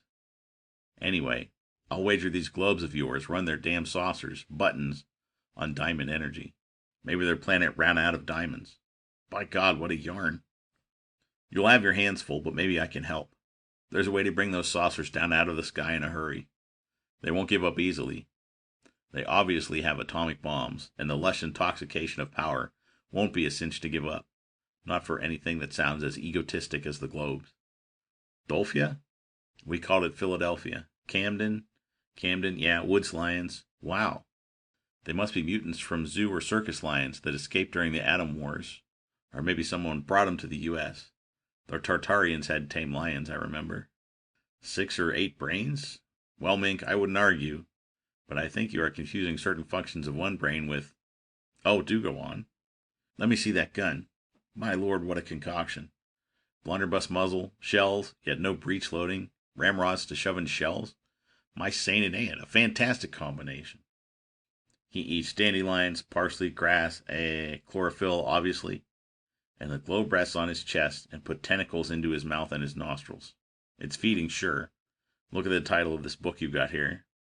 This is a bastard English, but close enough. Certainly your father wrote it, miss. Some of your gentry must have preserved the art as a secret. Look here, I'll make it as plain as I can. The globes are from another world. They came here for diamonds to run their buttons with. Got that? Now here's what I deduce from the little I've read here. Talk about Pepe's diary. Hadn't anything on this chronicle. Your father and the other gentry have to feed the globes periodically. Evidently they draw nourishment out of the human bodies. All that chlorophyll makes me think it's definitely a physical nourishment rather than a psychic one. That's what your people pay for being privileged powers in the land. They stand the disgrace and the pain, if there is any, the draining of their energies, in return for plain old magnetic power. So that's the source of life, strength, what have you, of the aliens. They must have gotten pretty frantic out in the space wastes, looking for a planet that could afford them a life form that was tappable. Evidently it has to be voluntary from these books. I guess the ancestors of the Ruck had their crack at the honor and declined, thus dooming themselves and their offspring to servitude, while those that dissembled became the gentry. What a Judas Priest, what a sordid state of affairs for poor old Earth. Let me have that line from the Globe 8 Credo again. They came from the sky before our grandfathers were born to a world torn by war. They settled our differences and raised us from the slime. There's a bitter laugh, gentlemen. Giving us freedom. All we have we owe to the globes. That's the whole tale in a nutshell. God. Orbish languish, orbuary, orbs day. Nice job they did of infiltrating. I wonder what books they left you. I'd like a look at your father's library. Alice in Wonderland, I suppose, or Black Beauty, or something equally advanced. Now listen, lads, and you, Lady Nerea. I came from a world that may have had its rugged spots, but it was heaven and utopia compared with this one. You disinterred me at the damnedest, most vital moment in your history, and probably of Earth's as well. We've had conquerors aplenty, but always of this world, not from out of it. It seems to me that if your rebellion fails, you're due for worse treatment than ever. You've got to win, and win fast. Any entity that has atomic weapons is going to be no easy mark, and the gentry have guns. How about you people? 10? 10 guns altogether? Oh, see here. That big machine over there is well, that's hopeless. I'll try to break this down in one-syllable words. Orbish words, I hope. That big thing sends up rays like beams of sunlight, but of different intensity, color, wavelength, etc. It sends up beams that counteract, work against, destroy other beams. Now the buttons are held up there by forces in diamonds, taken out by these globes of yours and used to hold up their homes, ships, saucers, buttons. The beams from that big thing will destroy the diamond beams and make the buttons fall. There's just one thing. We have to get the machine, the thing, out of this cave and onto the surface of the earth. You catch my meaning? It has to have sky above it before it can work against the button beams. Yes, much like your globe's telepathy. What a word to survive when glass and electricity didn't. And hypnosis fails when rock gets in the way. Can you get it to the surface? Talk it over, Mink. It can give you plenty of help if you can get it up there. I'll just sit here, if it's okay with you, and let my imagination boggle at what you've told me. I have the most confounded, urgent feeling that this is a visit I'm making in a time machine, and that tomorrow I'll go back to good old 2084. Johnny, wake up, you're here. God! End of section 4. Chapters 13 through 15. Chapter 13. The mink, he takes his pick and gun. He ranges through the towns. His force is miners, trappers, thieves, and a girl in gentry gown. The rebels ride on stolen nags. They travel on Shank's mare.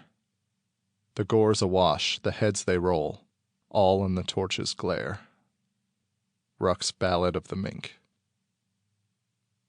Revel the mink and his 8 troops crouched in the dark entrance of the mine. The night was black. Clouds had obscured the moon, and only the occasional pinpoints of globes drifting between the buttons above them broke the gloom. "What are they doing?" hissed Nyria. "Why haven't we been attacked long since?" "The globes move in a mysterious way. They're wonders to perform," muttered John Clapham. "I'll wager there's something like that in the Globe 8 credo." Almost those words. Revel glanced at him respectfully. This man of the ancient kingdom had great mental powers. Sure. Every time somebody has the upper hand over somebody else, there's got to be an aura of mystery. And any half-brained action is put down to mysterious ways. He spat. "They're so damn confused, son, that they're probably holding 40 conferences up there, because they don't dare wipe out this valley. Coal keeps the gentry warm and happy for 'em. And they want to inspect the cave down below. So they're trying to think of the best way to squelch you, without losing too many priests and zamps and gentry." "True. They mustn't lose too many servants, or their prestige is hurt," said Lady Nyria. Now that she'd found her Revel, she had discarded the rucker's clothing and was dressed in a thigh-hugging sapphire gown. Even in the dark, she was beautiful, he thought. The mink stood. Up and down the valley glowed the lights of god guards at the mines, double and treble now, since with the mink loose, not even a god was safe alone. Plenty of zamps there, too, he thought. Yet he had a few gentrymen's guns, and his old pick slung at his back. Zamps, gods, gentry, priests, let them beware. His thinking was done. He would retire his brains. Despite the clever John, Revel knew he had more than one brain, and let his brawn take over. Only the brawn of the mink could win through the next hours. Half-consciously, he tensed his whole frame, curled his fingers and toes, thrust out his great chest. The skin on all parts of his body creaked, split back from the worse wounds, acily stretched. Blood sprang from shoulder and from other hurt places. Yet he was not only whole, but full of eager vitality. The small pains of his hide were only incentives to act violently and forget them. He relaxed and turned to his friends. "You two, find the nags of the gentry we slew. I hear stamping nearby. Nyria, go to your own beast and wait for me. You two, with Rack, Jaren, John, and me, we'll search the mines for men. We need plenty of them. It's miners' guts and muscles it'll take to move that beam-throwing thing from the cavern. Let's begin." He drew the Lady Nyria up to him, slapped her face lightly, kissed her open mouth. "Quick, wench, hop when I speak." A touch of starshine glistened on his grin-bared teeth. Then he turned and leaped off the rock shelf. The nearest mine was guarded by 3 gods, nervously jiggling up and down in grotesque little air dances. Below them sat 6 hideous-headed Zamphs. Revel crawled up toward the entrance. At the first touch of an alien mind on his own, he shot forward, pick flailing. 2 gods he caught with one stroke. The third began to rise, and his backswing took it on the underside, and tore a gash as if the pick had struck a rubber bag. Yellow gore dropped in a flood. He had no time to wonder if the third globe had telepathed a distress signal, for the Zamphs were on him. Their snake-like heads were fitted with only 2 teeth in each jaw, yet those were 4 inches long and thick as a man's thumb at the base, tapering to needle points. One Zamph, propelled by all the vigor of its 6 legs, rose like a rocketing pheasant and clamped its jaws across his left arm. It overshot, and 2 teeth missed, but the others dug down into the flesh and grated on the ulna bone. He gave it a jab of the handle of his pickaxe between its cold, pupilless eyes, and it swung limp, losing consciousness but anchored to his arm by the frightful teeth. He cracked the neck of another Zamph with his foot, spit at a third, and then Rack and Jaren were slaying the others. John appeared and lifted the first one's body so that Revel could disengage the teeth from his bloody arm. "What a beastie," marveled the ancient kingdom man. "How I'd love to dissect one." Revel, puzzling over the word dissect, went into the mine. "Jaren, come along. You others remain, and keep off any intruders." There were but 3 levels in this mine, and he covered them rapidly, Jaren at his heels. He slew 7 more spheres, with 4 Zamphs. His blood was up, and his tongue lolled with excitement. To his banner, which was a dead god on Jaren's pick, there came 43 miners. 4 others declined and were allowed to stay at their posts, true to their false gods and the service of the gentry. Coming out of this mine, he led a small army and felt like a conquering general already. In 2 hours, he had invaded every shaft in the valley, and 600 men, less a score or so, were at his back. "How's this for a start?" he asked Nyria, meeting her walking her roan on the grass. She glanced at the mass of men, all those in the van carrying dead globes. "Not bad. But have you seen the sky, Mink?" He looked upward. From horizon to horizon, the sky was ablaze with circles of light. Red and green and violet, pure terrible white and flickering yellow. "The buttons," murmured his men behind him. "The buttons are awake." "You couldn't expect to do it in secret, Revel," said John. The old man was as spry and eager as a boy, thought the mink. "Now let's not waste time. I'm banking that the invaders, the globes, won't blast this valley except as a last resort. If they read my mind, or if their science has gone far enough for them to recognize an anti-force screen thrower when they see one, then we're practically atom soup now." Revel, having understood at least one portion of the speech, "Let's not waste time," waved his miners forward. They filled the shaft and the tunnel. They thronged into the cave. When the mink had shown them the machine to be moved, they fought one another for the honor of being first to touch it. It stood solidly on the floor, 10 feet high, 12 wide, square and black with twin coils and a thick projection like an enormous gun on the top. Men jammed around it, bent and gripped a ledge near the bottom, heaved up. Loath to move, it rocked a bit, then was hoisted off the ground. They staggered forward with it. The hole in the wall was far too small. "Miners, the best of you. And I don't want braggarts and second-raters, but the best. Tear down that wall." Revel stood on a case and roared his commands. Men pushed out of the tunnel's throng, big bearded men, small tough men. They stood shoulder to shoulder and at a word began to swing their picks. Up and down, smite, smite, carve the rock away. Soon they picked up the machine again and manhandled it out into the tunnel. The crowd pressed back, and the mink bellowed for the distant ones to go up the shaft to the top. "How are you going to get it up to the ground?" asked John. His voice had a kind of confidence in it, a respect for Revel that surprised the big miner. John evidently believed in him, was even relying on his mind when John himself was so overwhelmingly intelligent. Revel wondered, if he, the mink, were to fall asleep and wake in a future time, knowing all his friends and relatives were dead long since, knowing his whole world had vanished, would he be as calm and alert and interested in things as John? There was a man by, what was the expression he used? By God. "We'll get it there," he said. "So long as you can work it, John, there aren't any worries."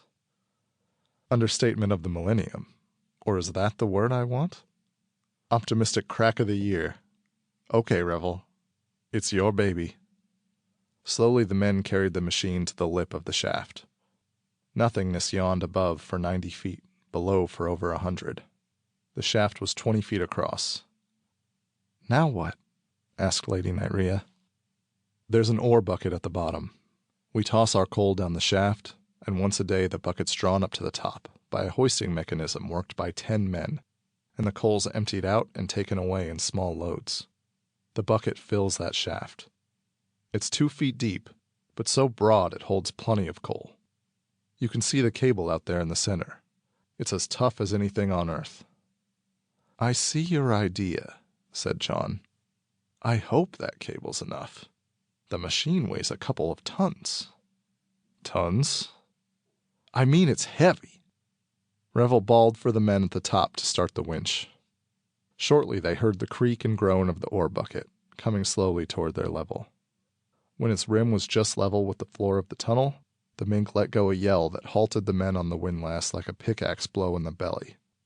Then Revel said, "All right, move it onto the bucket." "For God's sake, be careful of it," said John. "That's a delicate thing." He leaped down into the huge bucket. "Take it easy," he cautioned the miners, straining and sweating at their work. "Easy, easy, easy." The great square mysterious box thrust out over the lip, teetered there as if it would plunge into the bucket. John, with a screech of anguish, jumped forward and thrust at it with both hands. If it fell now, it would smash him to a pulp, and Revel's chance to drop the buttons from the sky would be gone forever. Nobody on Earth could ever learn to manipulate such a complex thing as the anti-force screen thrower of John. The idiot had to be preserved. Revel dropped his pick and launched himself into space, lit unbalanced and fell against John, rolled over sideways, pulling the amazed man from the past with him. The machine teetered again, then a score of men were under it, and lowering it gently into the bucket. The broad, round metal container gave a lurch, then another, as the machine settled onto its bottom. It tipped gradually over until it seemed to be wedging itself against the wall of the shaft. Revel howled. "Into the bucket, you lead-footed louts! Balance the weight of that thing, or the cable will be frayed in half!" Miners piled down, filling the bucket. It was hung simply by the cable through its center, and when coal was loaded into it, the mineral had to be distributed evenly if the bucket was to rise. Now it slowly righted itself, came horizontal again. "Up!" roared the mink. Nothing happened. "More men on the winch!" Then in a moment they began to rise. The other rebels swarmed up the ladder. Lady Nyria and Rat kept pace with the bucket, anxiously watching Revel and John. At last the bucket halted. Its edge was even with the top of the shaft. All that remained was to hoist the machine out and drag it out into the night, below the shining buttons. Revel, leaping out and giving a hand to John, ordered each inch of progress. And finally the anti-force screen thrower was all but out of the mine. Another 10 feet would bring it clear. Then the world shook around them with a noise like the grandfather of all thunderclaps. The earth rocked beneath their feet, and the mink felt his eardrums crack and his nose begin to bleed. Chapter 14. The mink, he turns his blazing eyes up to the button sky. This night I'll tear ye down from there to see if gods can die. The gentry mass in stallioned ranks, the priests have gone amuck. The orbs and zamps they now descend, all armed against the ruck. Ruck's Ballad of the Mink. John staggered to his feet. Brother, maybe I was wrong. That was an atomic city buster if I ever heard one. And when the Tartarians were over here, I did. Maybe the coal isn't so important to your damned orbs after all.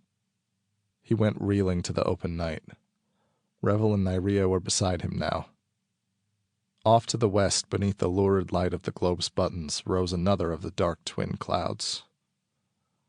If they were trying to smack us, they could stand a refresher course in pinpointing. Let's get the thrower out here fast. Too many saucers directly above us for comfort. There went another quarter of Dolphia, said Rack. What power they have! You'll see their power come plummeting to earth if I can work the machine, said John urgently. Bring it out!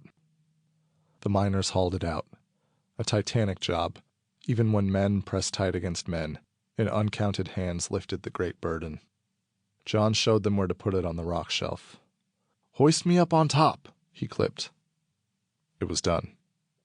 Now watch. Revel stared at the sky till his eyes began to ache.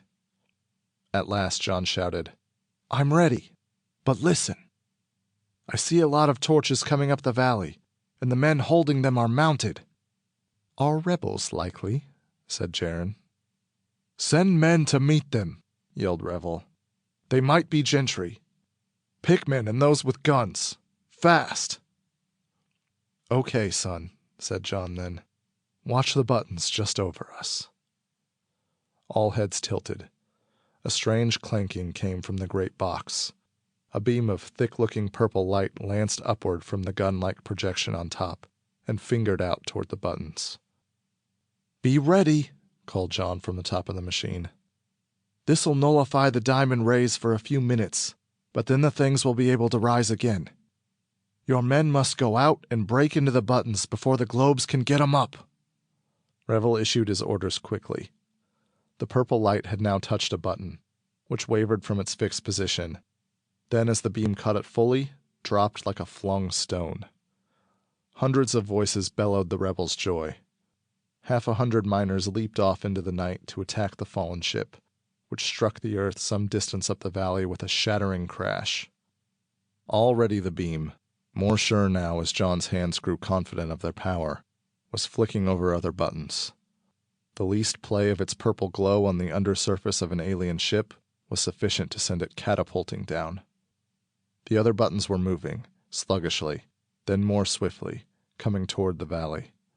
And John could be heard swearing in a strange foreign tongue as he wheeled his great gun around and around. A ragged volley of shots broke out in the western end of the valley. Revel jerked his head up. They were squires, he said. We've got to get up there to help our men. Rack motioned to the miners behind him and went off into the gloom. Jaren shouted, Some for the fallen globes? Some have to stay to... Revel made a long arm, picked him up by the scruff. Little man, are you the mink? Jaren struggled ineffectually. No, damn it, no. Then shut your mug till you're told to give orders. Revel dropped him and roared out. 200 men. Jaren, count 'em off as they pass you. To the fallen buttons. Pickaxe the globes. Break the skull of every Xanth. The rest of you, up to the top of this hill. Spread round in a ring that circles this ledge, and don't let a squire or enemy through. We've got to protect John. He turned, gripped Lady Nyria's wrist urgently. Have you quick eyes and hands, love? faster than most men's save your own." Her slaty eyes glowed eerily in the button's light. "Then up you go," he said, and hoisted her up by the waist until her hands clenched on the upper edge of John's machine. "Perhaps you can help him. I can't spare a man yet. Luck, lady." He set off toward the nearest button, tilted crazily with its rim in a cleft rock. At the western end of the valley, more shots were echoing, and yells rose thin and frightened. He wished he could be in several places at once, but the wounded ships were the place for a slayer of gods tonight. The bottom projection, dark blue and some 50 feet across, had been knocked open by the force of the fall. From the dark interior, Zamps were crawling, a veritable army of the six-legged, snake-headed beasts. An occasional globe floated out, but moving slowly, as if it were sick. Pickmen were axing them out of the air with yells of glee as the Zamps milled, then spread out to attack. He swept his weapon in a long looping arc that tore the head off one and maimed another as it leaped toward him. It was the first blow in a personal battle that seemed to last forever. When one batch of Zamps and globes had been disposed of, another lay a few yards further on, coming out of another ship, and another, and another, some ravening to kill, some weak and sick, desiring only to escape. After the 9th saucer, as John called it, Revel gave up counting and slew his way from button to button, gore of red and yellow spotting and splashing him, wounds multiplying in his legs and arms and chest, half the hair burnt off his head by the energy auras of angry orbs. His force dwindled. Men died with throats torn out by Zamps, with eyes singed from the sockets by globe radiation. Men stood numbed and useless, hypnotized into immobility.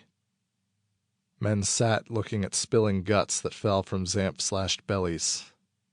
But still the mink slew on and on, a tall, dark, wild figure in the uncanny light of the still-flying airships of the alien globes. John was bringing them down faster than ever, and Revel must needs split up his small force even more, sending miners to each wreck to catch as many entities as possible. Many spheres of gold managed to rise into the sky, where they found sanctuary in other saucers. Some Zamps went scooting for shelter in the rocks and bushes, but most stayed to fight and die. He yearned to check his forces back on the hill, those protecting John's machine, and the men who still fought the gunmen in the upper end of the valley. But he dared not take his encouraging presence from the miners here. A button came swooping to earth not 3 yards from him, spraying him with clods of dirt, unbalancing him by the shock. A Zamp gained purchase on his shoulder and tore flesh and sinew and muscle so that his left arm lost much of its strength and cunning.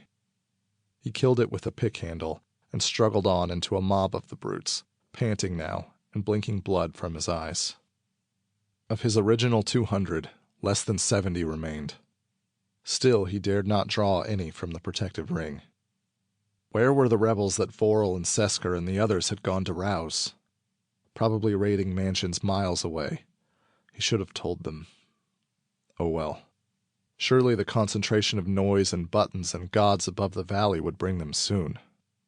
A moment's respite allowed him to look at the sky. It was lightening a little for the early dawn, and the buttons were less bold. Most of them hovered near the horizon, only an occasional one bravely sailing in at a terrific speed to make a try at bombing the valley. John, perhaps with Nyria helping him, had managed to bring down every one so far. But John and Revel would run out of luck sometime, as every man does. Then John would miss, Revel's arm would fail, and they would all die. Even as he lowered his head, a gargantuan blast shook the world below him. He fell into a mob of Zamps, who were fortunately so demoralized by the explosion that they ignored him till he could gain his feet and begin to murder them once more. From the tail of his eye he saw a mushroom cloud lowering just beyond the hill. He flicked his gaze at the crest where his men had been stationed to guard the anti-force screen thrower. No human form showed against the gray sky. The blast had hurled them to dust, together with every tree on the skyline. Finally, the gods knew how long he had fought. He found with amazement that no more foes were in sight. The buttons that had fallen were all cleaned out. Zamps lay thick in heaps and lines. Emptied sacks of globes dotted the bloody grass. He listened for the sound of firing from the upper valley. Yes, there were still isolated shots. His forces there still held then. He glanced again at the sky. No buttons in range. They were giving John a respite. Or was it a trick? Revel's tired mind wondered if John and Nyria were dead and the gods playing with him this way. He felt himself. His head, arms, chest, legs. He had been burned a dozen times by energy auras, only his incredible animal quickness preserving him, giving him the power to dodge away at first touch of the burning and slay the golden globes. The Zamph bites atop the thorn scratches and hound gashes were rapidly stiffening his whole torso, his left arm, his thick-thewed legs. But there were shots in the upper valley, and Revel the mink was needed there. Wearily he gathered his men, 26 of them now, all as tired as he, and trudged at a broken, shuffling lope toward the light.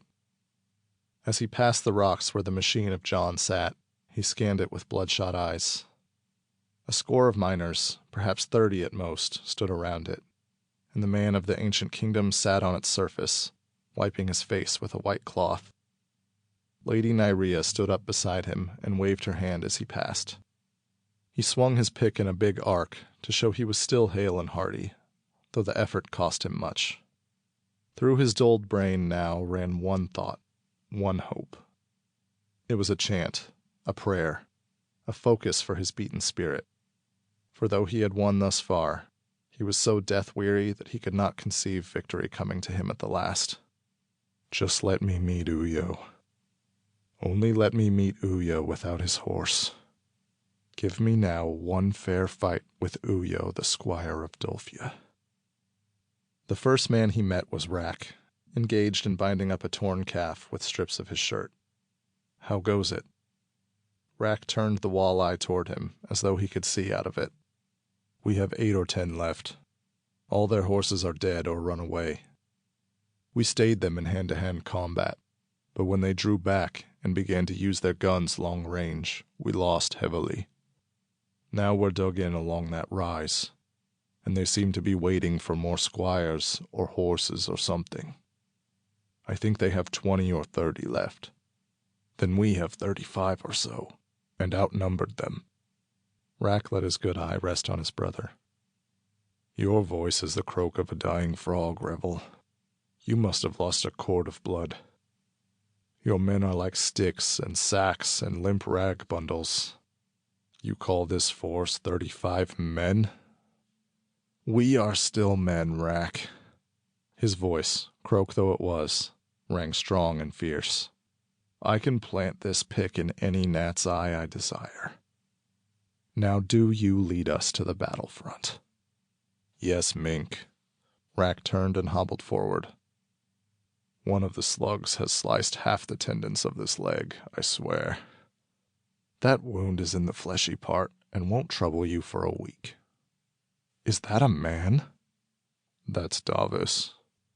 Revel started back, appalled. The man lying behind the rise was red and brown, from short-cropped hair to waist, his back a mass of blood, sparkling crimson in the light of dawn where it had freshly sprung leaks, and dirty mahogany color where the scabs had dried and cracked and flaked. It was a back that should have belonged to a dead man, but Davos rolled over on it without a wince and grinned at his leader. "Hello, Revel, bless your soul," said the former servant. "I'm glad to see you alive." "The same to you, Davos," said the mink. "Did you have any trouble in that pit?" "I went to sleep when the hounds had passed, and never awoke till your men found me tonight." He stretched and grunted with pain, then, "I think I shall live." Revel looked cautiously over the rise.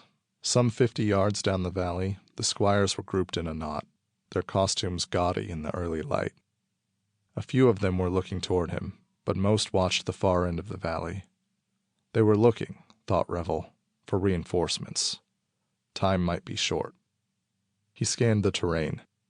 Where the squires stood, the valley was narrow, scarcely more than 60 feet across. Above their knot, to Revel's left, was the open mouth of a mine. The opposite hillside was bare and rocky, without break. A familiar voice behind him said, "What's to do, Mink?" "Greetings, Jaren. Why did you leave the machine?" "Nothing doing there. The gods are sitting on the horizon. Have you a thought?" "See that mine?" He pointed with his gory pick. "Isn't that the western entrance of the great mine of Rosk?" Jaren took his bearings. "It is." "Then the other entrance is back yonder, and through it we can traverse the mine and come out that hole above the squires." Jaren nodded. "The best plan under the circumstances. Let's go." Rack said, "I come too." "Yes. All of us save 4 men," agreed Revel. "They must stay here to create noise and pretend to be 40 people. Give us 10 minutes, and the squires will find that mine shaft erupting death all over them." Chapter 15. The mink has fought till nearly blind, till almost deaf and dumb, till all his strength is waned away, and all his senses numb. At last his foemen give before his pick as swift as fire. Before him now there stands alone the cruel and savage squire. Ruck's Ballad of the Mink.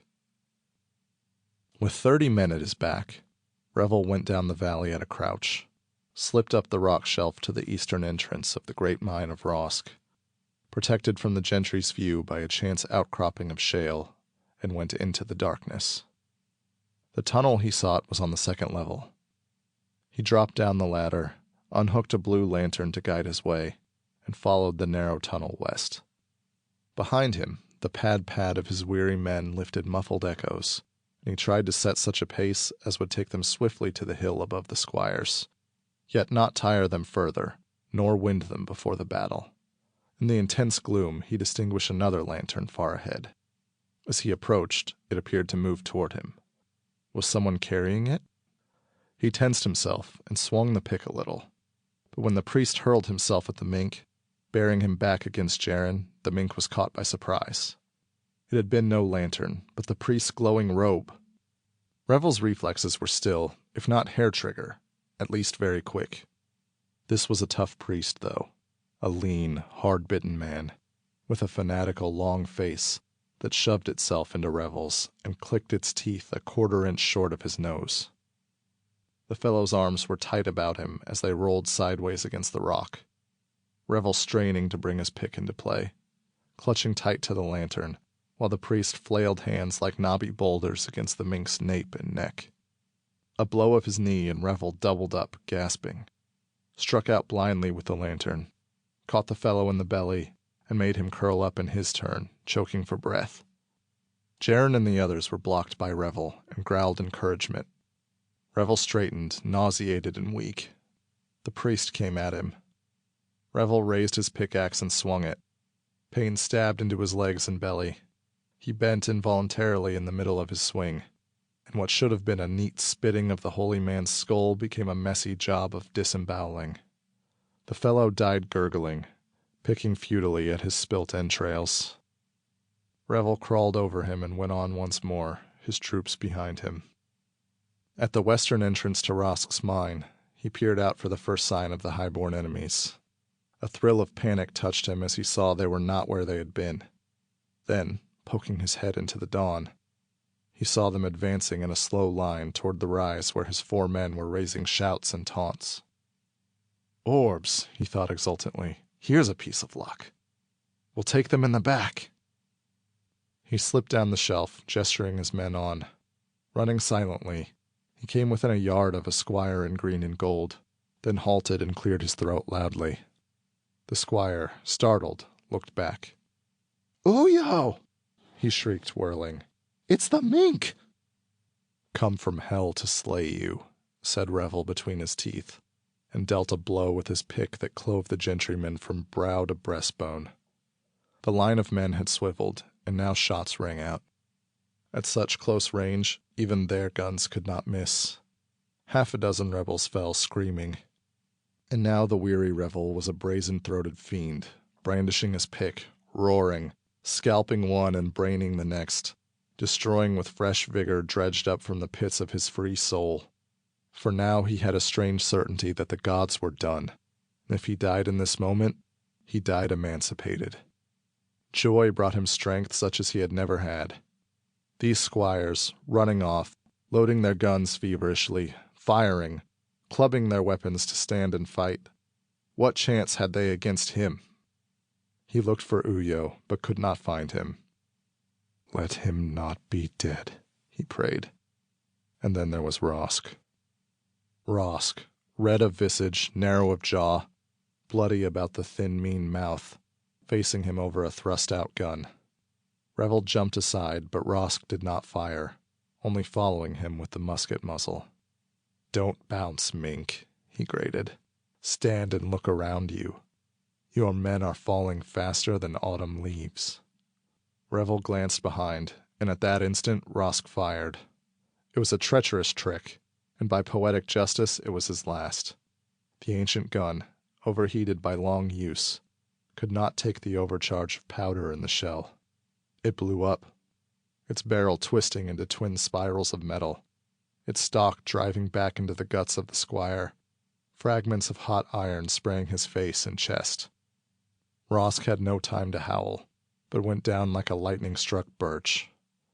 Revel felt the slug, or a piece of the shattered gun, burn along his cheek. What was one more wound atop the uncounted number he had? The mink laughed, turning to his men. Of the 30, Rack and Jaren and one other remained. Each was engaged with a squire, his two friends grappling without weapons, the miner swinging a pick against a clubbed gun. All the others were dead or dying. Uyo must be dead somewhere in the valley, or else he had not been here at all. Revel hurried tiredly to the nearest combatants, let his pick go licking out over Jaren's small shoulder, tore off half the head of the squire. Rack crowed triumphantly as he throttled his man. The miner had won his fight. They were finished. The four of them limped toward the hill of John's machine. Then there came a pounding of hooves on greensward behind them. Revel turned. It was a lone rider, galloping furiously down upon them. He saw, with an incredible gasp, that it was Uyo of Dulfia. Go on, he said urgently. Leave me, comrades. You young fool, barked Jaren. But he took Rack's arm and pulled the giant forward, leaving Revel standing alone with his face toward Uyo. The stallion was pulled up short, and Uyo stared down at him. I hoped I would get here in time, he said. You're late. Your world is broken, Uyo. Revel realized as he said it that he was fatigued to the point of not giving a damn whether he lived or not. Still, there was a yearning to fight this devil on horseback. Shoot, Uyo. I shall kill you all the same. Uyo raised his gun, hesitated, then said, Is there only myself, then, and you, Mink, in all the world? In all the world, Uyo. Will you give me a pick? Revel started. You are no miner. You can't fight with a pickaxe. I can fight with anything I can hold. He threw the gun on the grass. Give me a pick, he commanded, leaping from his nag. Revel stooped and took up the weapon of a dead man. It was a good pick, with a longer handle than the mink's own. He reached it out to Uyo, holding it by the head, and the squire took it and stepped back a pace. When you're ready, Mink. Now, Uyo. They circled each other, warily watching the eyes and arms of the enemy. Why didn't you shoot me? Asked Revel in wonder. Too unsporting, growled the beefy squire, his pale eyes squinting with strain. A gentleman doesn't take advantages. Revel laughed. It was too ridiculous a statement to merit an answer.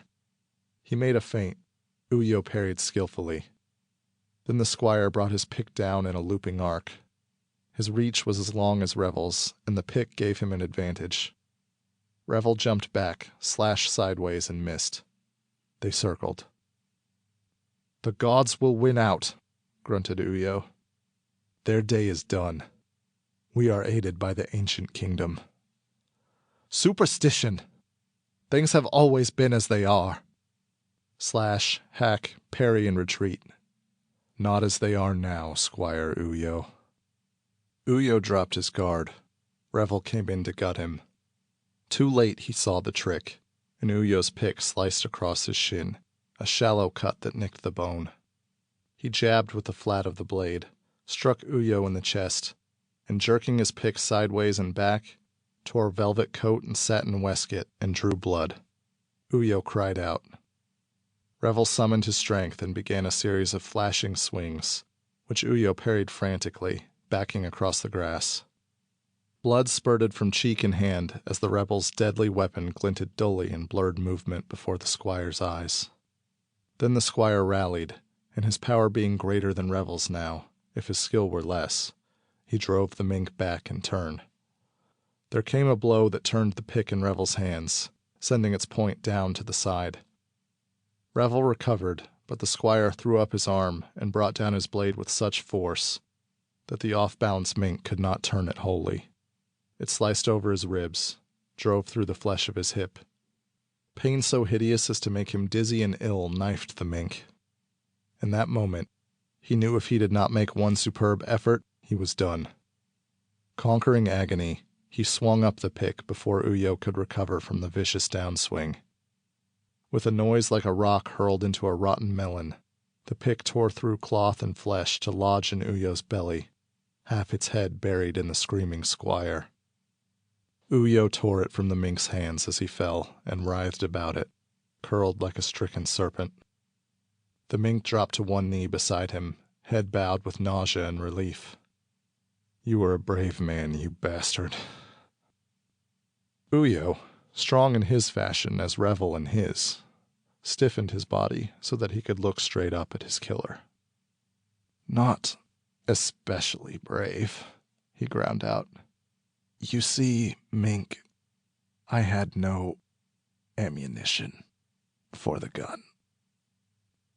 His pale eyes filmed over, and Revel staggered off, leaving him for the crows and worms of the valley. When he had come, dragging himself like a wounded stag up the rock shelf, they stared at him in silence for a long minute. Lady Nyria at last said, But you are dying, Revel. Not for a good many years, he grinned. Jaren said, Aye, cut him 1,000 times and he'll make fresh blood from that valiant heart. John called, Look here, Mink. Down the dawn wind rode 6 golden orbs, high enough to be out of reach of their picks, low enough to observe them. Revel gritted, Blast 'em! You can always shoot later, son. Let's hear what they want. Reluctantly, Revel waved a crimson hand to stop his gunman. The globes halted a few feet above the machine. Fingers of thought pried into the mink's head, and automatically up went his screen. Then the cerebral prying ceased. John murmured, They're talking to me. Revel watched the silent exchange of thoughts. What if the obscene things had got hold of John's mind? Anxiously, he scanned the strong face for signs of fading will. At last he could stand it no longer, and was about to order a volley, when John said, I think that's it, Mink. What happened? They all asked eagerly. The things parlayed. They see they can't get close enough to smash the machine. That last explosion was a desperate try at crashing a saucer with a bomb ready to trip, and it didn't work. So they want to talk. I gave him a skinful. He chuckled. Told him there were men of my time wakening all over the world, with machines to defeat them totally. They know whom they're dealing with now, and they're going to talk it over. Mink, that's the end of the gods with luck. They won't face a force of 21st century scientists. They haven't got it. They just haven't got it. But they'll discover that you lied, said Nyria. They'll get the thrower sooner or later, and then we're at their mercy again.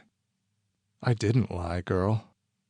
All over this hemisphere there are caves like the one I came from, with with scientists held in suspension, plenty of machines from our time, and knowledge that will bring your world out of these dark ages into another renaissance. I have the locations in the papers that were interred in the casket under me, and we'll send parties out today to find them. This is a new world dawning this morning." He leaned over and kissed her enthusiastically, and Revel, who would have split another man down the brisket for that, did not mind at all. "Your globes are done, Mink. The gentry and the priests will be easy prey. You can probably scare them into surrender after last night." Jaren said, "Here be men on horses, Mink." Revel turned and saw a great cavalcade of stallioned men sweep down the valley, and in a moment of great joy saw that they were all ruckers, carrying dead gods on pikes and singing the ballad of the mink as they came. The Lady Nyrea was in his arms, kissing his lips that were caked with 3 kinds of blood, and Revel the mink forgot the pain in his torn body, the utter weariness of brain and muscle, and everything else except what was good and sweet and wonderful.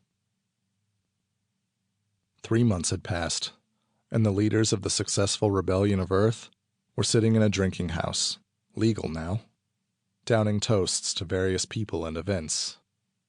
Revel and his wife Nyrea sat at the head of the board, and down the sides ranged their friends and lieutenants, the giant Rack and the tiny Jaren, Davis, and a dozen others, with John Clapham at the foot. "To the end of the globes," said John, his tongue a trifle thick by now. "By gad, you brew potent stuff in these times. To the gods finish." They drank that standing, roaring it out gleefully. Revel said, "It was a sight to see that.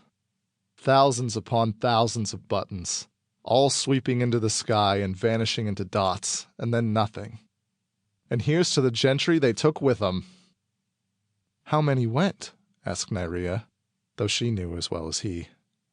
7,410, squires and their ladies, electing to travel out of the world for promised power in another." Revel grinned wolfishly. "And here's to the priests who weren't allowed to go, and so have become minors and know what it is to sweat." Rack stood up, looming gigantic above them. "Here's to the men awakening now all over this country.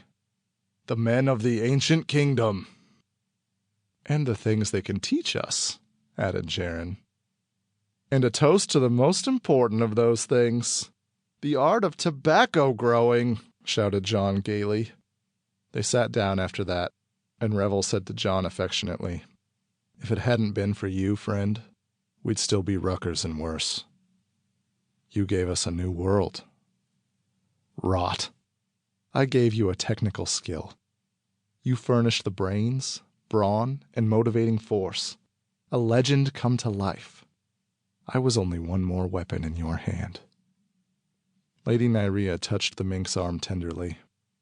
"We'll all be weapons in your hands now, Revel. Tools to make a civilization again. To make the last verse of the old song come true." "Let's sing it," said Davis, a little in his cups by now. "Let's all sing it loud." "The gods have flown beyond the sky. The priests toil underground. The gentry's curse is lifted free, and all our foes are downed. Now over all the mink he reigns, and gone our rank and caste. The ruck is lifted from the mire, and we are free at last." They finished the rousing song and looked expectantly at the mink. But he had borne back Lady Nyrea on the bench and was kissing her with enormous warmth, so that even a prophetic song, written about him ages before he was born, could not tear loose from him the only chains that would ever bind him again, the wrought steel, invisible, shatterproof shackles of Nyrea's love. End of section 5. End of The Buttoned Sky by Robert W. Krepps.